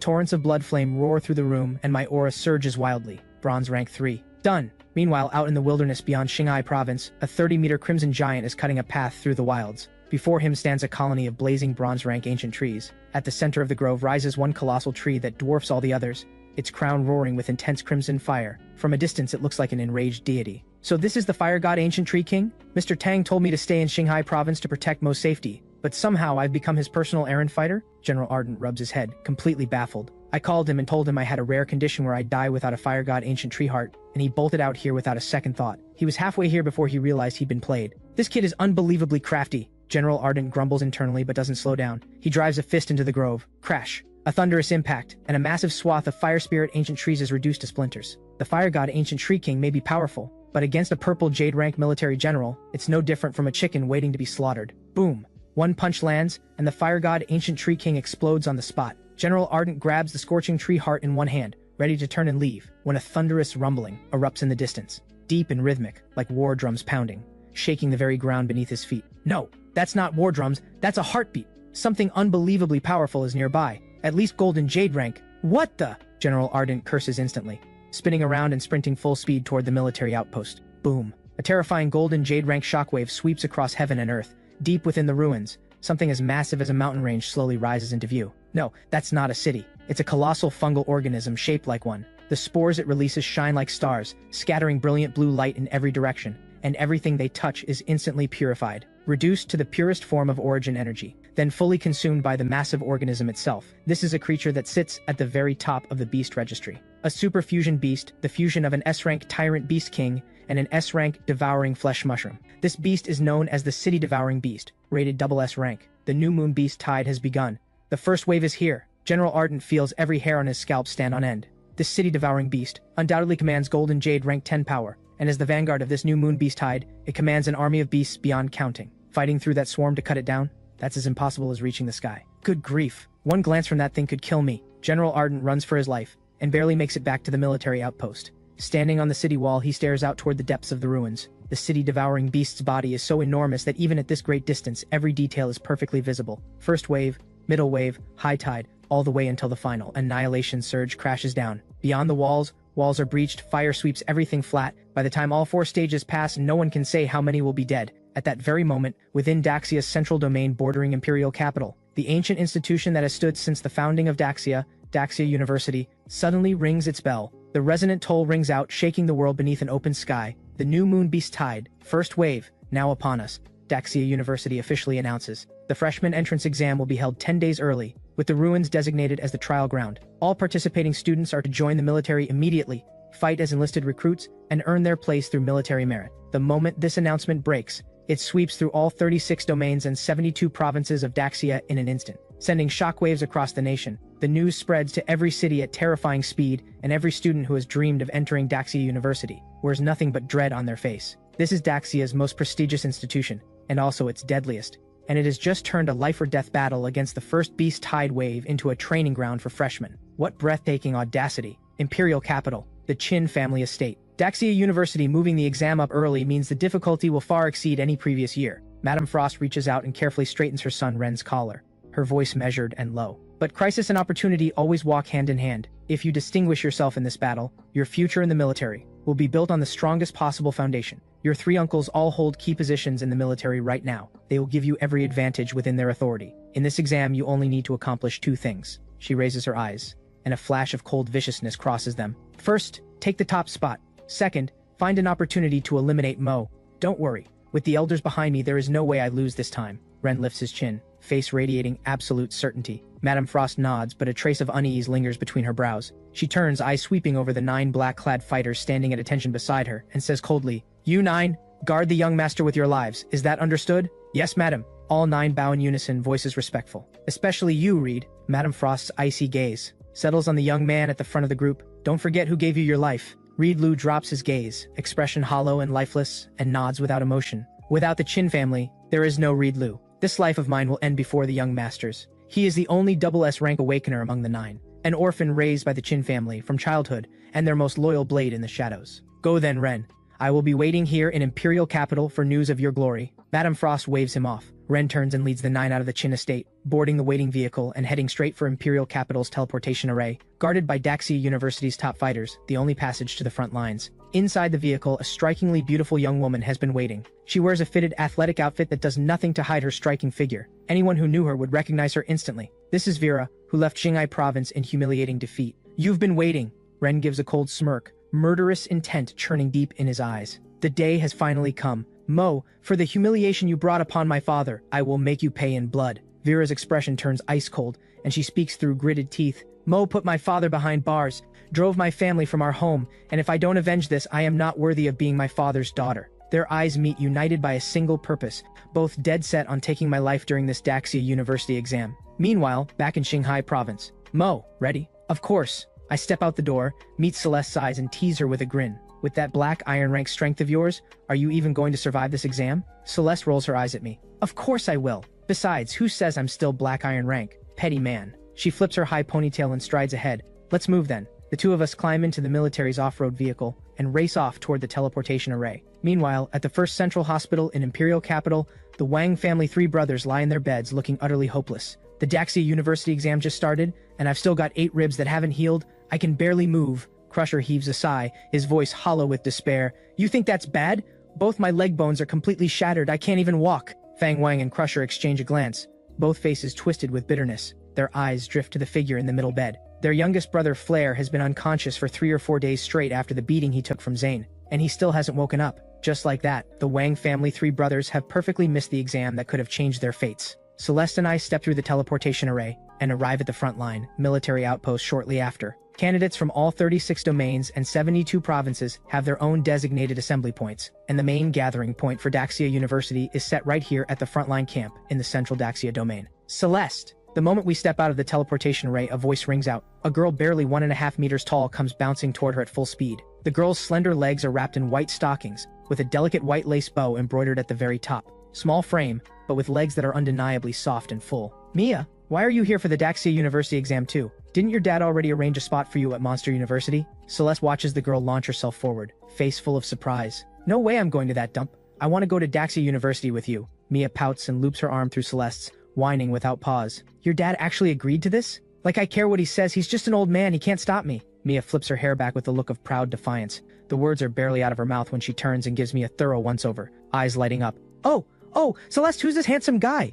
"Wait, is this Mo?" "What?" Mia's eyes shoot wide open, both hands flying up to cover her mouth, face exploding with shock. "You're that triple S rank awakener? The one Master Zane personally picked out? The one our Celeste swore she'd only ever marry? No way!" My mouth twitches. Everything up to the last part was fine, but that last bit went completely off the rails. I can't help thinking, why are all of Celeste's friends like this? Susu takes everything to an absurd extreme, and Mia's mouth runs even wilder with no guardrails whatsoever. At least Celeste herself is somewhere in the range of normal. While my thoughts are running in all directions, a loud thunk rings out. Celeste jabs 2 fingers hard into Mia's forehead. "Ow! Why did you hit me?" Mia yelps in pain. "Stop talking nonsense. Who told you to run your mouth like that?" Celeste's cheeks flush crimson, caught between fury and embarrassment. "Swore I'd only marry him? What rubbish. Students over there, come join the group." While the two are bickering, a teacher not far away in a Daxia University uniform waves at them with a cheerful smile. They look over. Outside the walls of this Daxia domain outpost, patrol beasts move at intervals. At the base of the wall, a young man in round-framed glasses, looking every bit the mild-mannered scholar, stands on top of several large wooden crates,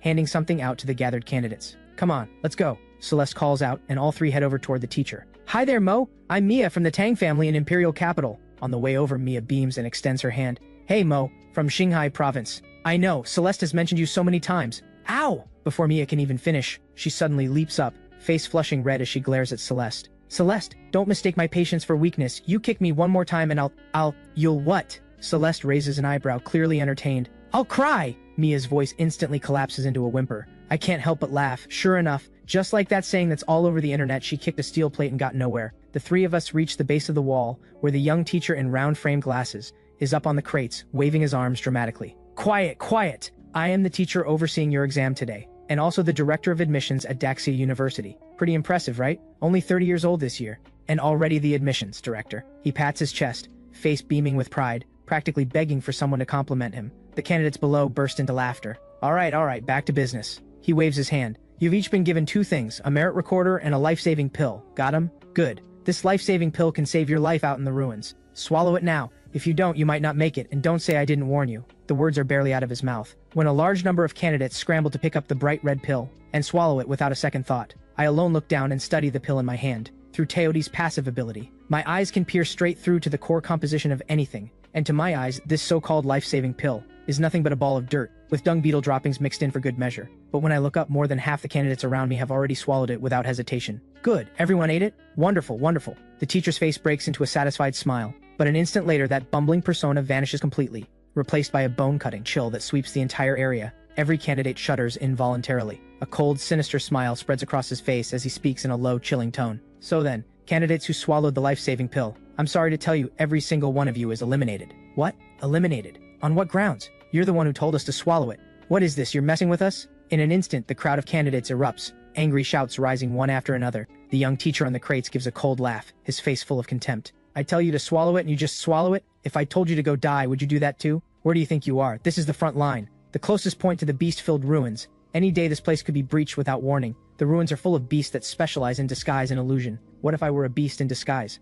I claim to be a Daxia University teacher and you just believe it? No verification, no questions asked. You don't even check what you're putting in your own mouths? I'm sorry to inform you, the exam began the moment you set foot on this ground. It has been in progress this whole time. That is not a life-saving pill. It is a mud ball, nothing more." He pauses, sweeps his gaze across the entire field and says coldly, "Now, anyone who still has the mud ball in their hand, raise it up and let me see." Only a sparse scattering of hands go up across the field, Celeste and Mia Tang among them. "Ha, not bad." The teacher speaks again, voice ice cold. "Now, you have 1 minute. Anyone still holding their mud ball when that minute is up officially passes the exam." The moment those words land, every set of eyes in the field shifts. 1 minute? This isn't a test. It's an outright free-for-all. In an instant, vicious light floods the eyes of countless candidates. A flash of red. One student transforms directly into a massive blood-red bat and lunges at the nearest candidate still holding a mud ball. The rest of the candidates surge into motion as well, transforming into their awakened beast forms one by one, charging at those who still hold mud balls. Celeste, Mia, and I naturally become prime targets. Over a dozen beasts of all shapes and sizes roar and lunge straight at us. "Back off, all of you! You dare try to take what's mine! You must have a death wish!" Mia steps forward, planting herself in front of me and Celeste, feet wide apart, aura erupting around her like a shockwave. "What beast did she awaken?" I ask, genuinely curious. "Watch and you'll find out." Celeste smiles with a knowing look. Whoosh! A blaze of dazzling violet light swallows Mia whole. The next instant, an enormous purple butterfly hovers in the air. Its 2 wings, one black, one violet, radiate an aura of dark, unsettling mystery. That is Mia's awakened double S rank beast, the Black Thunder Shadow Butterfly. Her current combat strength is Bronze rank 6, Celeste explains. Before the words are even finished, the giant butterfly's shadow erupts forward, streaking out as a bolt of black-violet light. The violet wing commands pure, absolute speed, while the black wing holds the terrifying power of Black Thunder Judgment. Mia's awakened beast is not only a lightning-type speed burst fighter, it also carries the innate wind affinity all butterfly-type beasts are born with. Rumble! The Black Thunder Shadow Butterfly beats both wings at once, and countless bolts of terrifying black lightning tear through the sky, howling out alongside a world-shattering gale. Wind and thunder resonate together, forming a massive tornado around the butterfly. The roar of the storm and crack of lightning is deafening. Even the teacher standing on the crates, seeing this unfold before him, can't help but give a slight turn of his head. Boom! After one massive explosion, over a dozen charging figures are sent flying backward in an instant, reverting to human form mid-air, before crashing to the ground unconscious. One-shot kills, clean and absolute. No one expected it. Mia, looking so small and cute, is hiding combat strength this overwhelming. Ha! How about that? Your girl is pretty amazing, right? Dropping her beast form, Mia pats her chest and looks at the two of us with a face that's practically screaming for praise. Amazing, amazing. Our great Miss Mia is the most amazing. Celeste claps with exaggerated enthusiasm, laughing. But right at that moment, the ground suddenly splits open, and a figure blasts up from underground, driving straight at Mia's back. Finally! I found an opening! It's an iron armor burrowing beast, both hands transformed into spinning drills, massive beast eyes burning with excitement. Only 3 seconds left on the 1-minute clock. If I take down this girl and grab that mud ball, I'll just barely make it through in time. He's got it all calculated in his head and pushes his speed up another notch, drilling straight for Mia's back. Mia, watch out! Celeste's expression shifts instantly. At this distance, there's no time for Mia to transform, but at that exact moment, a figure at her side launches forward like a blade drawn from its sheath. My indestructible dragon body ignites at full power, golden light blazing off my entire body, dazzling and blinding. I let out a sharp battle cry, and beneath it the faint roar of a true dragon resonates from deep in my throat, shaking the soul. Idiot! A human body charging at me? You're asking to die. The burrowing beast watches my approach, eyes full of mockery. His awakened beast is an S-rank iron armor burrowing beast, bronze rank 3 in combat strength. In terms of physical defense, almost nothing at the same rank can match it.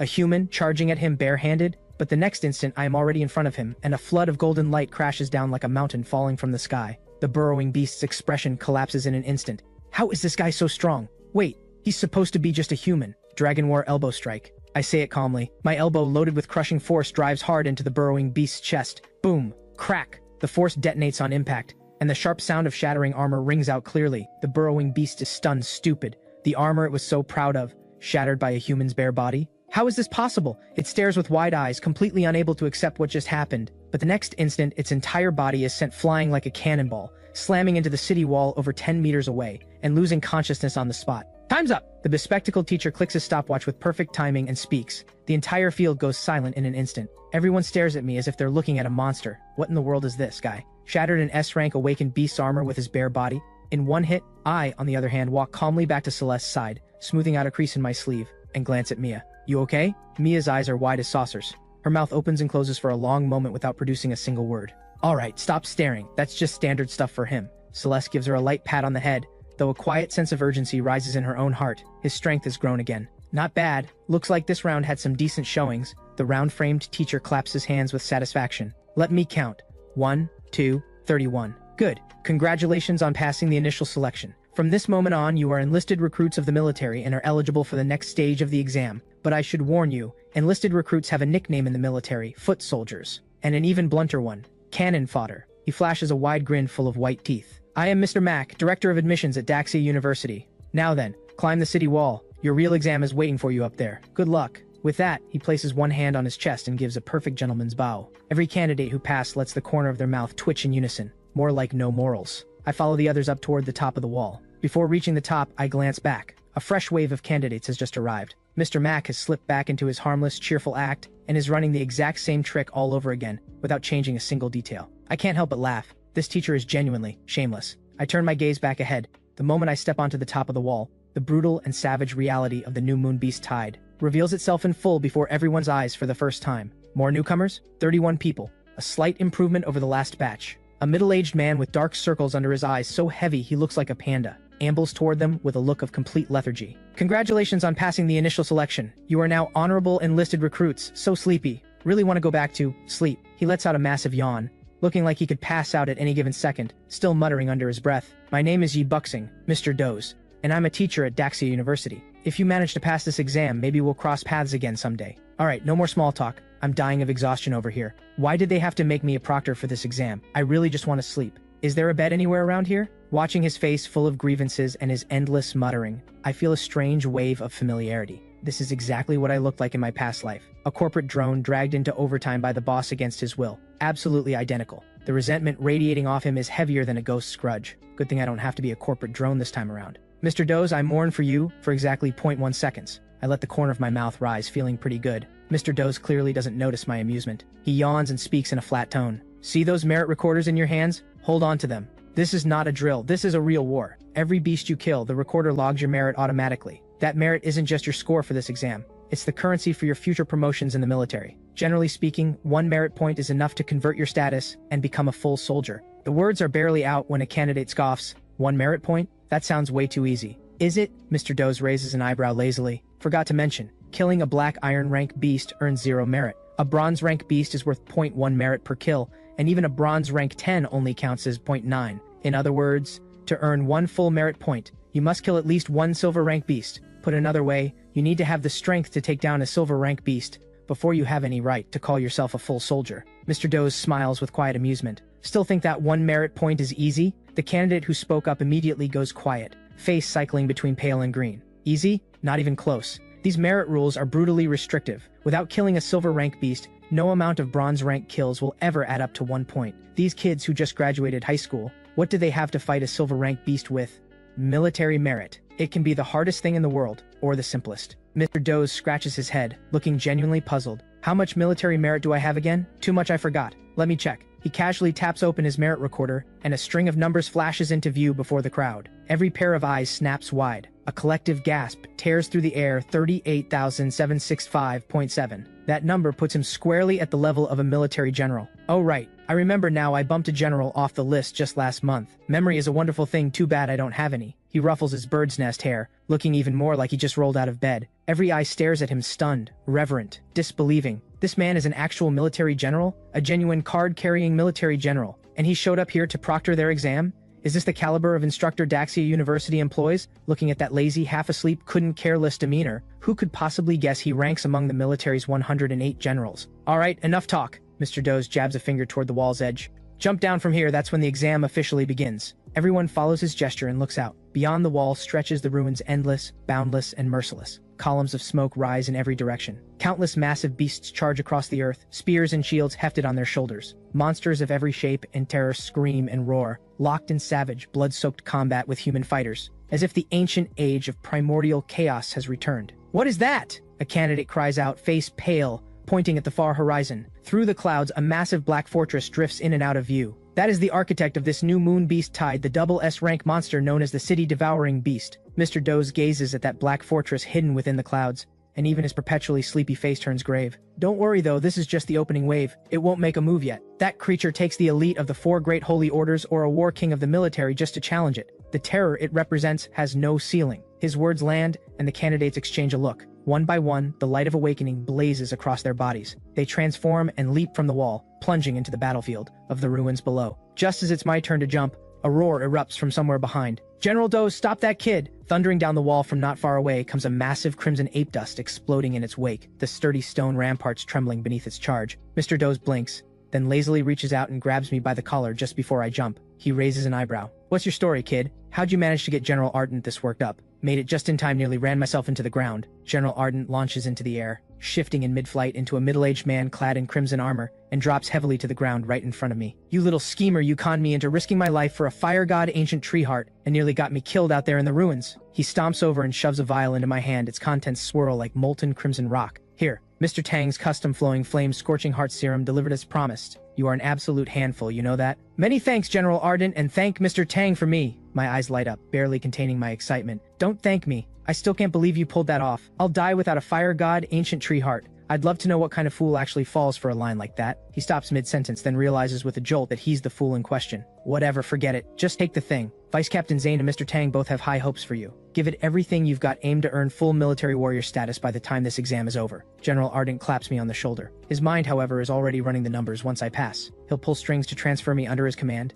and then I'll have no choice but to dance to his tune. Count on it, I say, and before the words have even finished leaving my mouth, I rip the cap off the vial, tip my head back, and drain the entire thing in one go. What the who told you to just chug the whole thing? I said find somewhere safe and absorb it slowly. General Ardent's face goes a very unhealthy shade. Blazing crimson light explodes from my body and rockets into the sky. Tatati's second trial, it's mine. I grin. The beast corpses sent by Ethan Tang and Director Ashton have already been devoured, pushing my beast body count past 60 million. The rest I'll have to earn through slaughter. A ground-shaking Teoti roar tears across the heavens. As I transform, a tidal wave of red light surges upward from the top of the wall. Bronze tier rank 6, that'll do. Boom, I hoist the Heaven Devourer, vault off the top of the wall, and crash into the beast horde below like a tiger descending from the mountain. Where's Mo? No idea. Didn't we all jump together? How is he already gone? Celeste and Mia hit the ground and stare at each other, both completely lost. They jumped at the same time, but the moment they landed, I had already vanished. Then a beast's roar tears through the air. A hulking lizard-like creature screams and lunges at the two of them from nearby, its scarlet tongue whipping through the air, eyes blazing with hunger. Watch out! Celeste's expression shifts.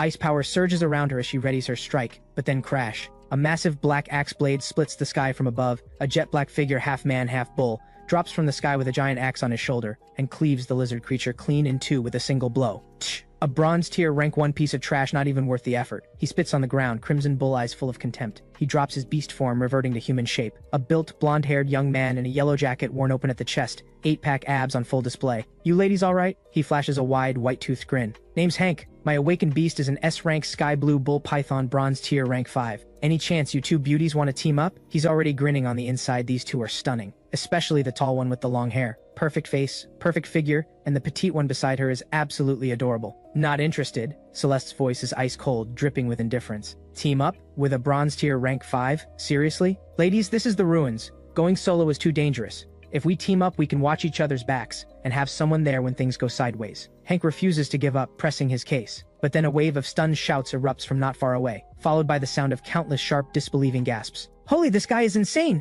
Who is he? He's slaughtering them like they're nothing! That spear of his, if it even grazed me, I'd be done for on the spot. This guy has to be the strongest one in this whole exam. If I teamed up with him, we'd wreck this entire battlefield. Right, you'd do the screaming and he'd do the killing? Boom. The ground shakes without pause. Trees topple in entire rows. Monster after monster gets blasted off its feet, erupting into red mist before it even hits the ground. A blood-drenched beast silhouette strides forward through the carnage. My blood-red spear moves at a speed the naked eye can barely track. Every monster my spear tip grazes dies in a single exchange, no exceptions. I move like an unstoppable bulldozer. Whatever stands in my path is flattened. An entire section of the battlefield swept clean by me alone. This is terrifying. Has to be a top-tier genius from one of the Imperial Capital's great clans. Hank stares at that blood-red figure advancing step by step, his expression shaken to the core. Too strong, the pressure radiating off him alone is enough to crush the breath right out of me. Double S rank? No, this has to be triple S level. Hank tenses every muscle, watching that figure with full alert. I know who that is. Someone suddenly shouts. That's Momo from Xinhai Province, the triple S rank genius awakener. That single cry pulls every eye on the battlefield. What?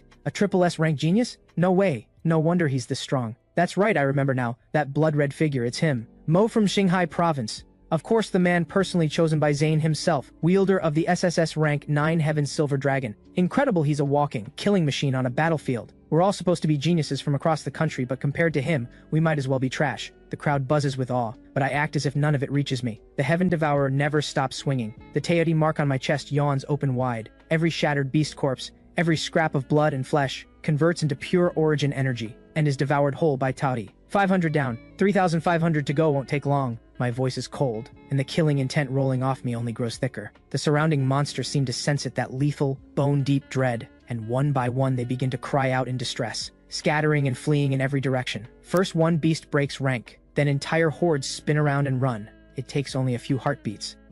Monsters are living creatures too. They feel fear, they feel pain, and yet you call yourselves super beasts. I let out a cold laugh, shake the blood off the Heaven Devourer, and walk towards Celeste and the others with the spear over my shoulder. Hey man, Hank starts to speak, but I walk right past him without so much as a glance. Why are you standing around? Let's go. I look towards Celeste and Mia, my tone casual. We've been waiting for you, obviously. Celeste brushes a strand of hair from her forehead, smiling. Mo, you're absolutely terrifying, you know that? Mia wears an expression of overdramatic worship, her eyes practically sparkling. She turns to glance at Hank, who's standing there in a daze. Hey, handsome over there, you still want to join our team? You want to team up with them, play bodyguard? I catch this and step forward, eyeing Hank with amusement. No, just kidding. Ha ha ha, totally just kidding. Hank waves his hands frantically, cold sweat instantly beating on his forehead. Standing face to face with me, that's when you really feel the weight of that presence. With that kind of power, Hank doesn't doubt for a second that a single strike of my spear could reduce him to nothing. I let it go with a small smile and shift the subject. Do you know of any monster gathering spots nearby? Hank hesitates, then nods quickly. Yeah, I know one. There's a silver rank alpha beast in that area. All the sub-beasts roaming nearby split off from it. He pauses, then adds with some hesitation. The thing is, someone's already locked onto it. Whoever they are,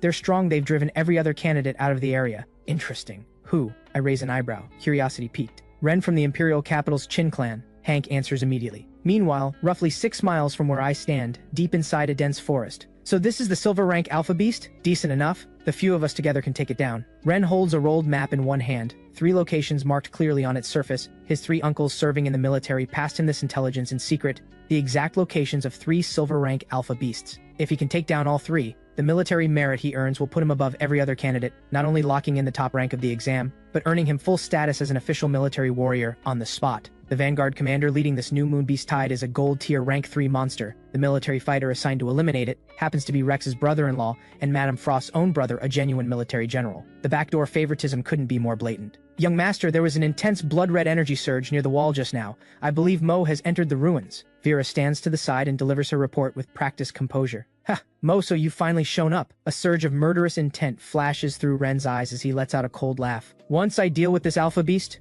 you're my next target. Monsters within the ruins follow a clear hierarchy. In simple terms, there are 4 main categories: alpha beasts, combat beasts, sub-beasts, and fusion beasts. Sub-beasts are the lesser monsters that split off from an alpha beast, generally weak in combat power. Most ranging from black iron to silver, rank the common foot soldiers of the Monster Legion. Alpha beasts are a different story, silver rank at minimum, with no upper limit. Endlessly generating sub-beasts, serving as living, walking troop production factories. Fusion beasts are the most terrifying of all, formed from 2 or more powerful monsters merging together, combining the abilities and traits of every beast involved. Virtually unbeatable within their tier. The city-devouring beast looming in the clouds above is exactly that, a sovereign and supreme commander among monsters. Beyond these categories, there are also vast numbers of individual combat beasts, monsters built for solo combat, lethal in one-on-one fights, the shock troopers of any monster army. You lot move in and lure all the surrounding sub-beasts away from the target. Clear them out. I'll handle the alpha beast personally. Ren's voice is low and commanding as he addresses his 9 bodyguards. All 9 answer in unison. In a flash, 9 figures burst forward, shooting toward the alpha beast's position like arrows loosed from a bow. Vera, keep watch on all sides. Don't let anyone catch us off guard. Ren crouches low in the undergrowth, gripping his twin crimson flame blades. By now, the 9 bodyguards are already locked in combat with waves of sub-beasts, deliberately drawing them away from the alpha beast one group at a time. Silver rank, first here. Let's call you the Blade Breaker for my new knives. Ren smirks, bloodlust surging in his eyes. The next instant, he explodes forward like a meteor, launching straight at the alpha beast where it lies crouched on the ground. Twin blades flash from their sheaths like twin fire streaks, scorching blade force ripping through the air, slashing down hard at the white bone skull lizard. The lizard jolts in shock, wrenching its massive skull-masked head upward, eyes wide with alarm. Then it spins, its enormous tail loaded with crushing force, and hammers it down straight at Ren. Transform 100-split golden scale beast! Ren launches into the air with a roar, dark gold light blazing across every inch of his body. His form swells rapidly in midair, becoming a towering humanoid beast 3 to 4 meters tall, limbs and body dense with tiger-like power, its dark gold frame laced with black tiger stripes and bronze-plated armor, its head like a lion's, crowned with 2 dark gold dragon horns, and its neck wrapped in layer upon layer of gleaming dragon scales. This beast carries the traits of lion, tiger, and dragon all at once. If I had been close enough to see it clearly, I would have recognized it as nearly identical to the ancient mythological fiend Xiongqi from my past life, though the bloodline is far from pure. Even so, Ren's combat power is genuinely fearsome. The 100-split golden scale beast is a true all-rounder. Its close-range fighting ability ranks at the very top among beasts of the same tier. Ren drops from above, twin crimson blades spinning, crashing down toward the lizard's skull. Die! Boom, the twin blades land, and the earth cracks apart beneath the sheer force of the impact. Already at bronze tier rank 10 in raw combat power, and having taken an origin energy serum in advance, Ren's body and combat power have both pushed through to silver rank equivalency. Add to that the twin crimson flame blades in his hands, and a standard silver rank first tier monster simply is not his match, unless it's a silver rank beast carrying an S rank talent. Deep fear flickers across the white bone skull lizard's eyes. This human who appeared out of nowhere is far too powerful. It throws its head back and unleashes a deafening roar at the sky, trying to call its sub-beast back to its defense. But every last sub-beast is already pinned down by Ren's 9 bodyguards. None of them can break free. Got it. A flash of triumph crosses Ren's eyes, but at that very moment, a bolt of blood-red light rips through the forest, launching in from an impossible distance, like a crimson thunderbolt aimed straight at Ren. Watch out! Vera's face drains of color. The warning tears from her throat. What? Who dares attack me? Do they have a death wish? Ren's expression twists with fury, but there's no time. He has no choice but to throw both blades up and smash them hard against the incoming crimson strike. Boom, the collision is savage. Ren is blasted backward through the air, skidding back over 10 meters before he manages to hold his ground. The blood-red projectile is deflected, and it's a spear, a blood-red one, blood-colored flames roaring along its shaft. Crack, a large hand seizes the spear shaft mid-air. Boom, I plant one foot on the ground and launch skyward, carrying the force of rolling thunder and drive the spear straight down at Ren's head. What you? The moment Ren makes out my face, his eyes go wide and the color drains from him entirely. Mo, I haven't even come for you yet, and you have the nerve to walk straight into my hands? I'll kill you! Ren screams in rage, twin blades spinning into a storm of slashing arcs, meeting me head on. Pathetic. I tap off one foot, corkscrew through the air, and bring the spear crashing down again. In that same instant, wrathful frenzy ignites at full power. Boom, the blood around my body erupts 30 meters into the air, and the beast jade set into the heaven devourer blazes wildly. 10,000 force and peak of frenzied speed are both pushed to their absolute limit simultaneously, and my spear speed explodes to nearly 10 times what it was, each strike carrying enough force to split mountains and shatter stone. Impossible. How? Pure panic floods Ren's eyes. How is he this strong? How can anyone be this strong? No, that's not it. He just caught me off guard. He got the jump on me. If I had been ready, I would never lose. That has to be it. He screams in desperate defiance, both hands swinging, the blades doing nothing but blocking blow after blow. But the relentless wave of my spear strikes batters his grip, leaving his hands numb and throbbing, blood already seeping through his fingers. Does screaming louder make you stronger? I let out a cold laugh, wrench the spear shaft sideways with a sharp snap, and force both blades off their guard position. Then I grip the shaft with both hands, spin and drive a kick straight into Ren's chest. Boom, Ren's body rockets backward like a cannonball, crashing into the dense forest dozens of meters away. All 9 bodyguards go pale at once.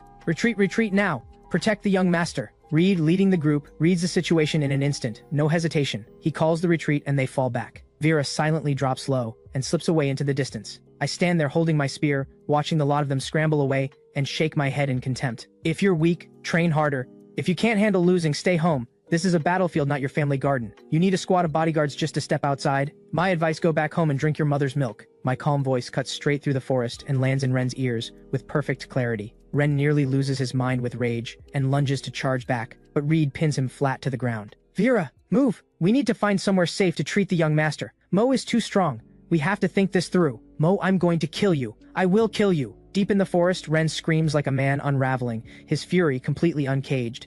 The searing pain in his chest only feeds the fire. Young master, calm down. Please calm down. Reed holds him down and keeps talking him back. Crack, Ren backhands him. A full force slap straight across Reed's face. Useless! Every single one of you is useless. 9 of you and not one of you dared move against Mo. What are you all so afraid of? Reed wipes the blood from the corner of his mouth without a flicker of emotion, the handprint visible and red on his cheek. But he says nothing. Vera, the young master's injuries are serious. Please see to him first. Of course. Vera nods, and above her head appears a glowing, translucent spirit deer, pure jade green, elegant and regal, its warm healing energy flowing steadily into Ren's body. Ren leans against a tree with one hand pressed to his chest, gasping. That final kick of mine shattered 3 of his ribs, and the deep, bone-level pain has his entire body shaking. That filthy rat attacking me while I was mid-hunt. Absolutely despicable. Exactly what you'd expect from someone born in the gutter. Ren seethes through clenched teeth, his face twisted with hatred. But underneath the rage, when he forces himself to think clearly, he knows my attack caught him completely off guard. In everything that followed, he was on the back foot the entire time. His crimson flame blade techniques, his strongest talent, none of it ever made it out. In a fair one-on-one fight from the start, the outcome might have been different. Right, he's not that far behind me. Not at all. Young Master Mo didn't come alone. He has Celeste of the Xia clan, Mia Tang of the Tang clan, and an unknown fighter alongside him. None of them are weak. If we engage right now, this won't be over quickly, and if your treatment gets delayed, the cost is far too high.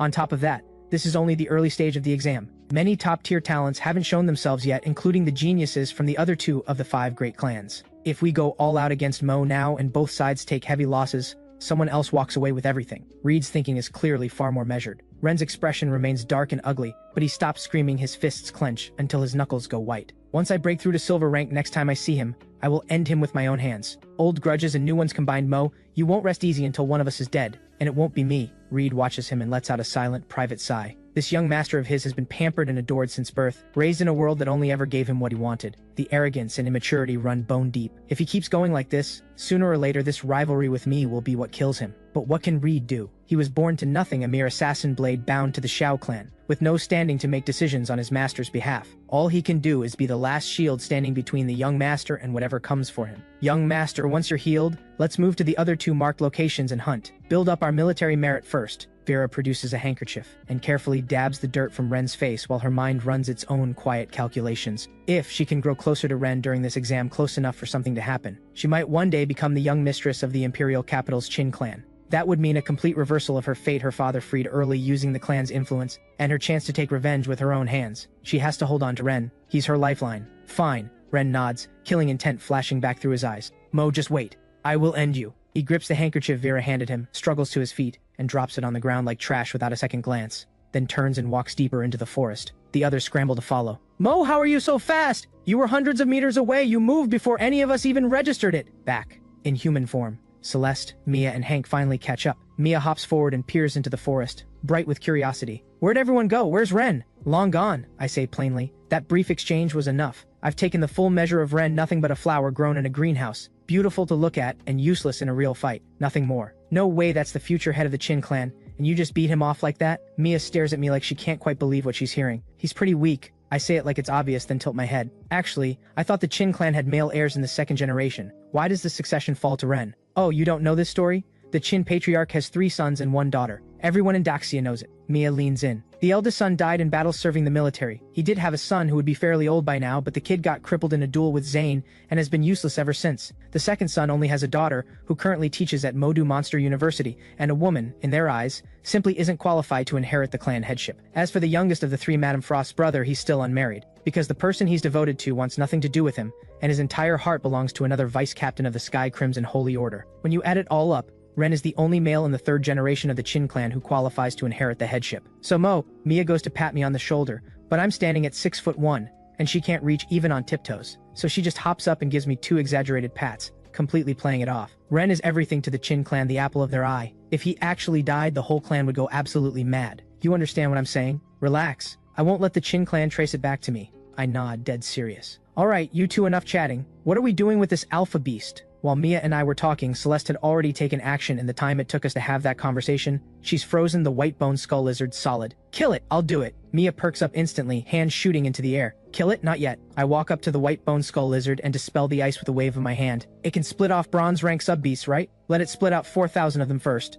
Then we kill it. Celeste's eye twitches. Is he seriously using a monster as slave labor? Even actual slave drivers don't work their slaves this hard. The most ruthless capitalist alive would bow to this man. Bring all those sub-beast corpses over here. I point to Hank and give the order. Hank nods at once. Ever since he witnessed the fight between me and Ren firsthand, his respect for me, the greatest talent Xinhai province has ever produced, has gone completely through the floor in the best possible way. It's raw, real power, even more terrifying than the rumors ever made it sound. He used to think the stories were exaggerated. Now he realizes they were a massive understatement. He transforms into his bullman form on the spot, 1 corpse on each shoulder, 2 more tucked under his arms, and hauls all several dozen sub-beast bodies back in trip after trip. I press one hand onto the pile of sub-beast corpses. In an instant, visibly, undeniably, the corpses shrivel and collapse at startling speed, until nothing remains but empty shells of skin. The white-boned skull lizard watches the whole thing and freezes jaw slack, eyes blank with disbelief. My brow furrows. I step forward and backhand it hard across the face, snapping its head to the side. What are you staring at? Start splitting. This place is drowning in monsters. Drag your feet and you'll be the next empty skin on that pile. The slap sends a full-body shudder through the white-boned skull lizard. It nearly loses control of itself on the spot. About a mile from where I clashed with Ren, a small hill rises from the earth built from drifted yellow sand. On its peak, 2 figures stand side by side, a man and a woman gazing out toward the battle that just ended. What do you make of what just happened out there? The woman who speaks has long hair swept up high, a ponytail draped over one shoulder, and a teasing smile on her fair face, a natural, irresistible allure woven into every feature. Her figure is immaculate curves in all the right places. Long, straight legs, proportions that edge close to perfection. A rare beauty whose looks and presence rival even Celeste's. She glances sideways at the man beside her and laughs softly. You're supposed to be a powerhouse yourself, and the best you could say was passable. And Ren, the great young master of the Qin clan you called not worth mentioning. Ryan, the arrogance runs all the way to your bones, doesn't it? Ryan doesn't change expression. He simply says, flat and final, the Shao clan is finished. If Ren is the best they've got in the 3rd generation, they're a disappointment beyond words. He folds his arms and shakes his head with open contempt. You know, that line was right on the mark. If you're weak, train harder. If you can't take a loss, stay out. With ability like his, he'd be better off going back and starting over from the womb. If he ever faced me, he wouldn't even qualify to make a move. Clearly, the Qin clan's golden son is not even worth a second thought in Ryan's world. They say among the 5 great clans of the imperial capital, the Zhao clan holds 8 parts of 10 when it comes to arrogance. In my opinion, you alone accounts for all 8 parts. Lina Chu arches a brow, her eyes narrowing into a cool, amused smile. Ryan, that's beyond arrogant. Ren's awakened beast is SS rank. His power is among the best at his tier, and in your mouth he doesn't even qualify to throw a punch? Ryan steps forward twice, gaze sweeping across the dense green sea of forest below the sandy slope, and says evenly, Lina, you've got it wrong. I, Ryan, am the foremost talent of the Zhao clan's third generation. I am the Zhao clan. All 10 parts of that arrogance belong to me. The words are barely out before he steps off the edge, dropping straight into the forest below. His cold voice drifts back on the wind. First place in this exam is mine. Anyone who wants to challenge that dies. His silhouette flickers once and vanishes completely into the forest. Fascinating. Lena presses her lips into a smile, eyes dancing. Ryan, Ren one more full of himself than the last. But that top spot, this so-called mere woman has every intention of fighting for it too. Before the words have settled, her high ponytail whips through the air, and she turns and sprints off in the opposite direction. Keep going! What are you slacking off? Smack. I deliver 2 more sharp backhands, and the white bone skull lizard lets out a miserable shriek. Beside me, Hank has long since shifted into bullman form, leaning on his great axe, working without a moment's hesitation. For hours on end, the routine is simple. Every time the white bone skull lizard splits off a bronze rank sub-beast, Hank steps up and puts it down with one axe swing. What started with him huffing and heaving has now left him bored half to death, and the white bone skull lizard itself is completely wrung out, collapsed on the ground, not a drop of energy left. Still short 200 sub-beasts. I rub my chin and eye the lizard on the ground with open disdain. Looks like I'll have to make up the difference myself. Useless in the end. Time to finish it. Celeste, it's yours. I turn and nod toward her. Celeste's eye twitches uncontrollably. She curses inwardly. This man is inhuman. Wring every last drop of use out of something, then dispose of it without batting an eye. It's ruthless, a textbook-worthy act of pure capitalist exploitation. Mia beside her gives an involuntary shudder. I am genuinely terrifying. I shake out my hand, throw the Heaven Devourer over my shoulder, and let out a small scoff. Now I finally understand what it felt like to be a boss in my past life. The white bone skull lizard, stripped of every last use by me, becomes Celeste's official kill. Her military merit breaks past 1 full point, officially registering her as an enlisted recruit in the military. No rush. 2,000 more bronze rank kills first, then we start farming military merit for real. I glance at my merit recorder, completely unmoved. At the same time, on the wall of the exam district's command base. Should be all of them in by now, right? All in 282 total. The exam only takes the top 80 anyway. Mr. Mack adjusts his glasses and smirks down at the roster in his hand. The other 200 plus, if they last to the end, good for them. If not, that's just how it goes. He lets out a low whistle, looking amused. The Daxia University entrance exam has always had a high death rate, and this year they're walking straight into a new moon beast tide. They knew what they were signing up for. I'm exhausted, I could sleep standing up. What's the current ranking look like? Can you pull it up? General Ardent speaks up, his voice heavy. Here, see for yourself. Current top rank goes to Ryan of the Imperial Capital's Zhao clan. He's already taken down several silver rank monsters, leading with 3.6 military merit points. Second is Lena Chu of the Imperial Capital's Chu clan, 2.8 points. Third is Ren of the Imperial Capital's Qin clan, 2.2 points. Seventh is Celestia of the Imperial Capital's Xia clan, 2 points. Someone pulls up the full ranking and explains. Basically, anyone who's broken into whole number merit points has silver rank combat power. There are maybe a dozen of those in the entire exam. The ones stuck below 1 point, there are way too many to count. What about Mo? Can you find his ranking? General Ardent asks again. Mr. Mack scans the top 10, nothing. He scrolls further down. Here, 19th place, 0.99 military merit points. What? How many bronze rank monsters has this kid killed? Mr. Mack stares at the screen, genuinely baffled. Everyone knows how military merit is calculated. Without a silver rank kill, it accumulates only in decimals. A single bronze rank kill gives 0.09 points. 2 kills give 0.099. 3 gives 0.0999, and so on. My tally is 0.9 followed by a string of 9s. But however you spin it, I haven't taken down a single silver rank monster. This kid is going absolutely feral on bronze rank kills. With his power level, taking down a silver rank beast shouldn't be a problem at all. What on earth is he doing in there? Mr. Mack frowns, completely at a loss. General Ardent's expression isn't much better. With your power, there's no way you should be sitting this far down the list. What are you actually doing in there? Are you seriously just playing around? Don't you dare stumble in a place like this. His gaze falls on Ryan's name at the top of the list. He thinks to himself, your opponent this time is the Zhao clan, the one they call the second coming of Zane. And at this exact moment, the person everyone's talking about me is indeed having a great time, completely and utterly lost in it. Boom.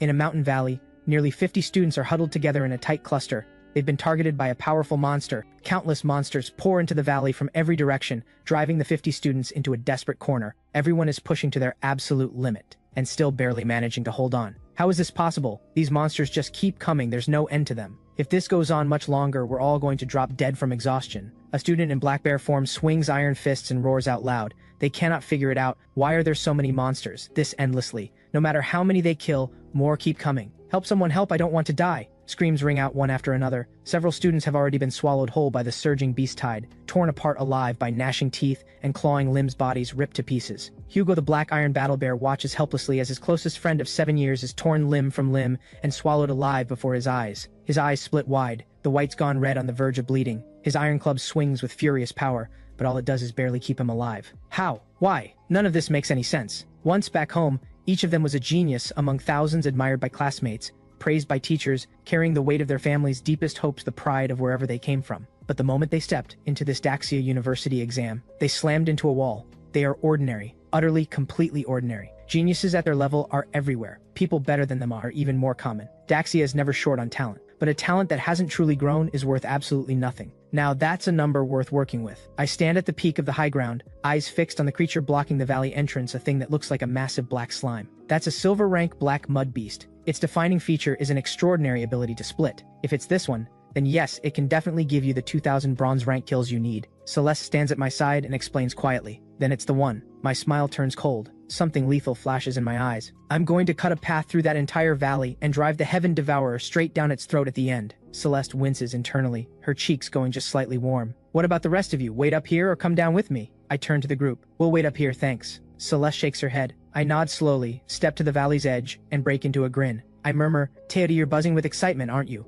I'm coming to finish your second trial. The words leave my mouth and I drop. A clean leap from the peak of that towering summit, crashing down like a meteor into the tidal mass of monsters filling the valley below. Boom, red light erupts in a tidal wave, staining nearly the entire sky blood red. I can't hold on, Jay, I'm coming to join you! The grinding battle has worn down more and more students until they're collapsing where they stand. Hugo the Black Iron Battle Bear has held on longer than almost anyone, but even he has hit his wall. His iron club is knocked from his grip, and the mud-like monsters pile on, one after another, threatening to bury him completely. He knows it. Today's where his story ends. Jay and I fought through everything to get this far. I thought we'd have a bigger world waiting for us, a grander journey ahead. I never thought it would end here. Splat, a mud beast slaps straight over Hugo's head and face. His world goes pitch black. He can't see a thing. The massive black mud beast blocking the valley entrance lets out a gleeful, grotesque sound. It has had its eye on this group of candidates for a long time now. 50 gifted young human fighters. What a feast they will make. Its moment has finally come. It can barely contain itself. The massive black mud beast shudders with excitement,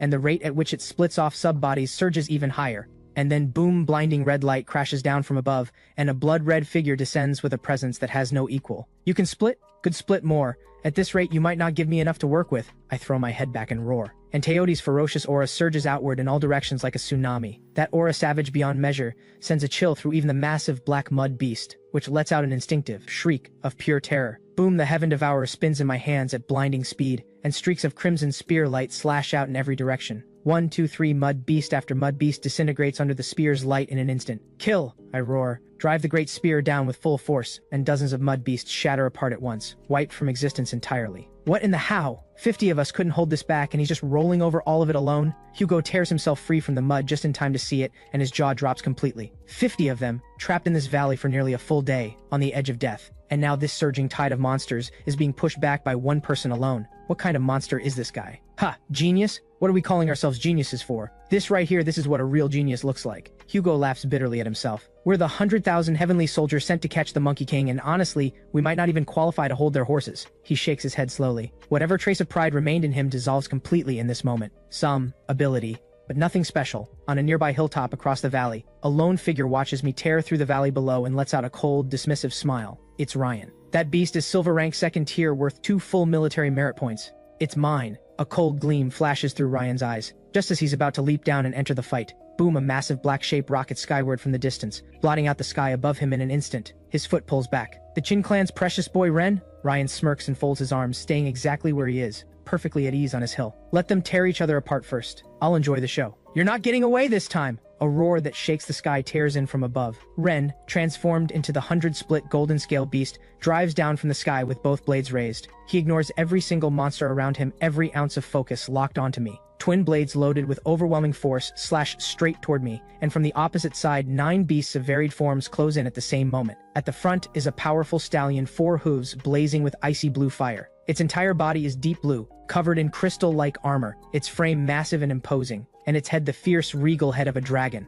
This is no ordinary horse-type monster. It is a dragon steed Reed's transformed form, the double S-rank Azure Dragon Steed. He leads the other 8 S-rank beasts, flanking Ren on both sides, a pincer closing in on me from every angle. Not good. Up on the hill, Celeste and Mia go pale in the same instant. Ren, he was lying in wait the whole time, just waiting to spring this trap on you. Ice surges through Celeste's eyes. She and Mia are already moving to come down. when a streak of white flame slices through the air and cuts off their path. There, standing on the air itself, is a snow-white seven-tailed fox, seven full fluffy tails swaying gently, trailing sparks of soft pink light. Worried about your little sweetheart being in trouble? Never thought the ice-cold Celestia would have a soft spot. The seven-tailed vixen speaks with a cool, teasing smile, her voice so deeply alluring that Hank's knees buckle on the spot. This is Lena's transformed form, the seven-tailed vixen. You, Lena? Celeste's gaze drops to absolute zero. Lena of the Chu clan's awakened beast is a double S-rank seven-tailed vixen, and the beast carries enormous potential for advancement. In time, it may even break through to triple S-rank as a nine-tailed celestial fox. Sorry, as long as I'm here, neither Celeste nor Mia is going anywhere. Lena laughs, her eyes shimmering with playful menace. Besides, someone else has claimed the right to hunt those two prey, haven't they? Her fox eyes shimmer, hypnotic and soul-stealing.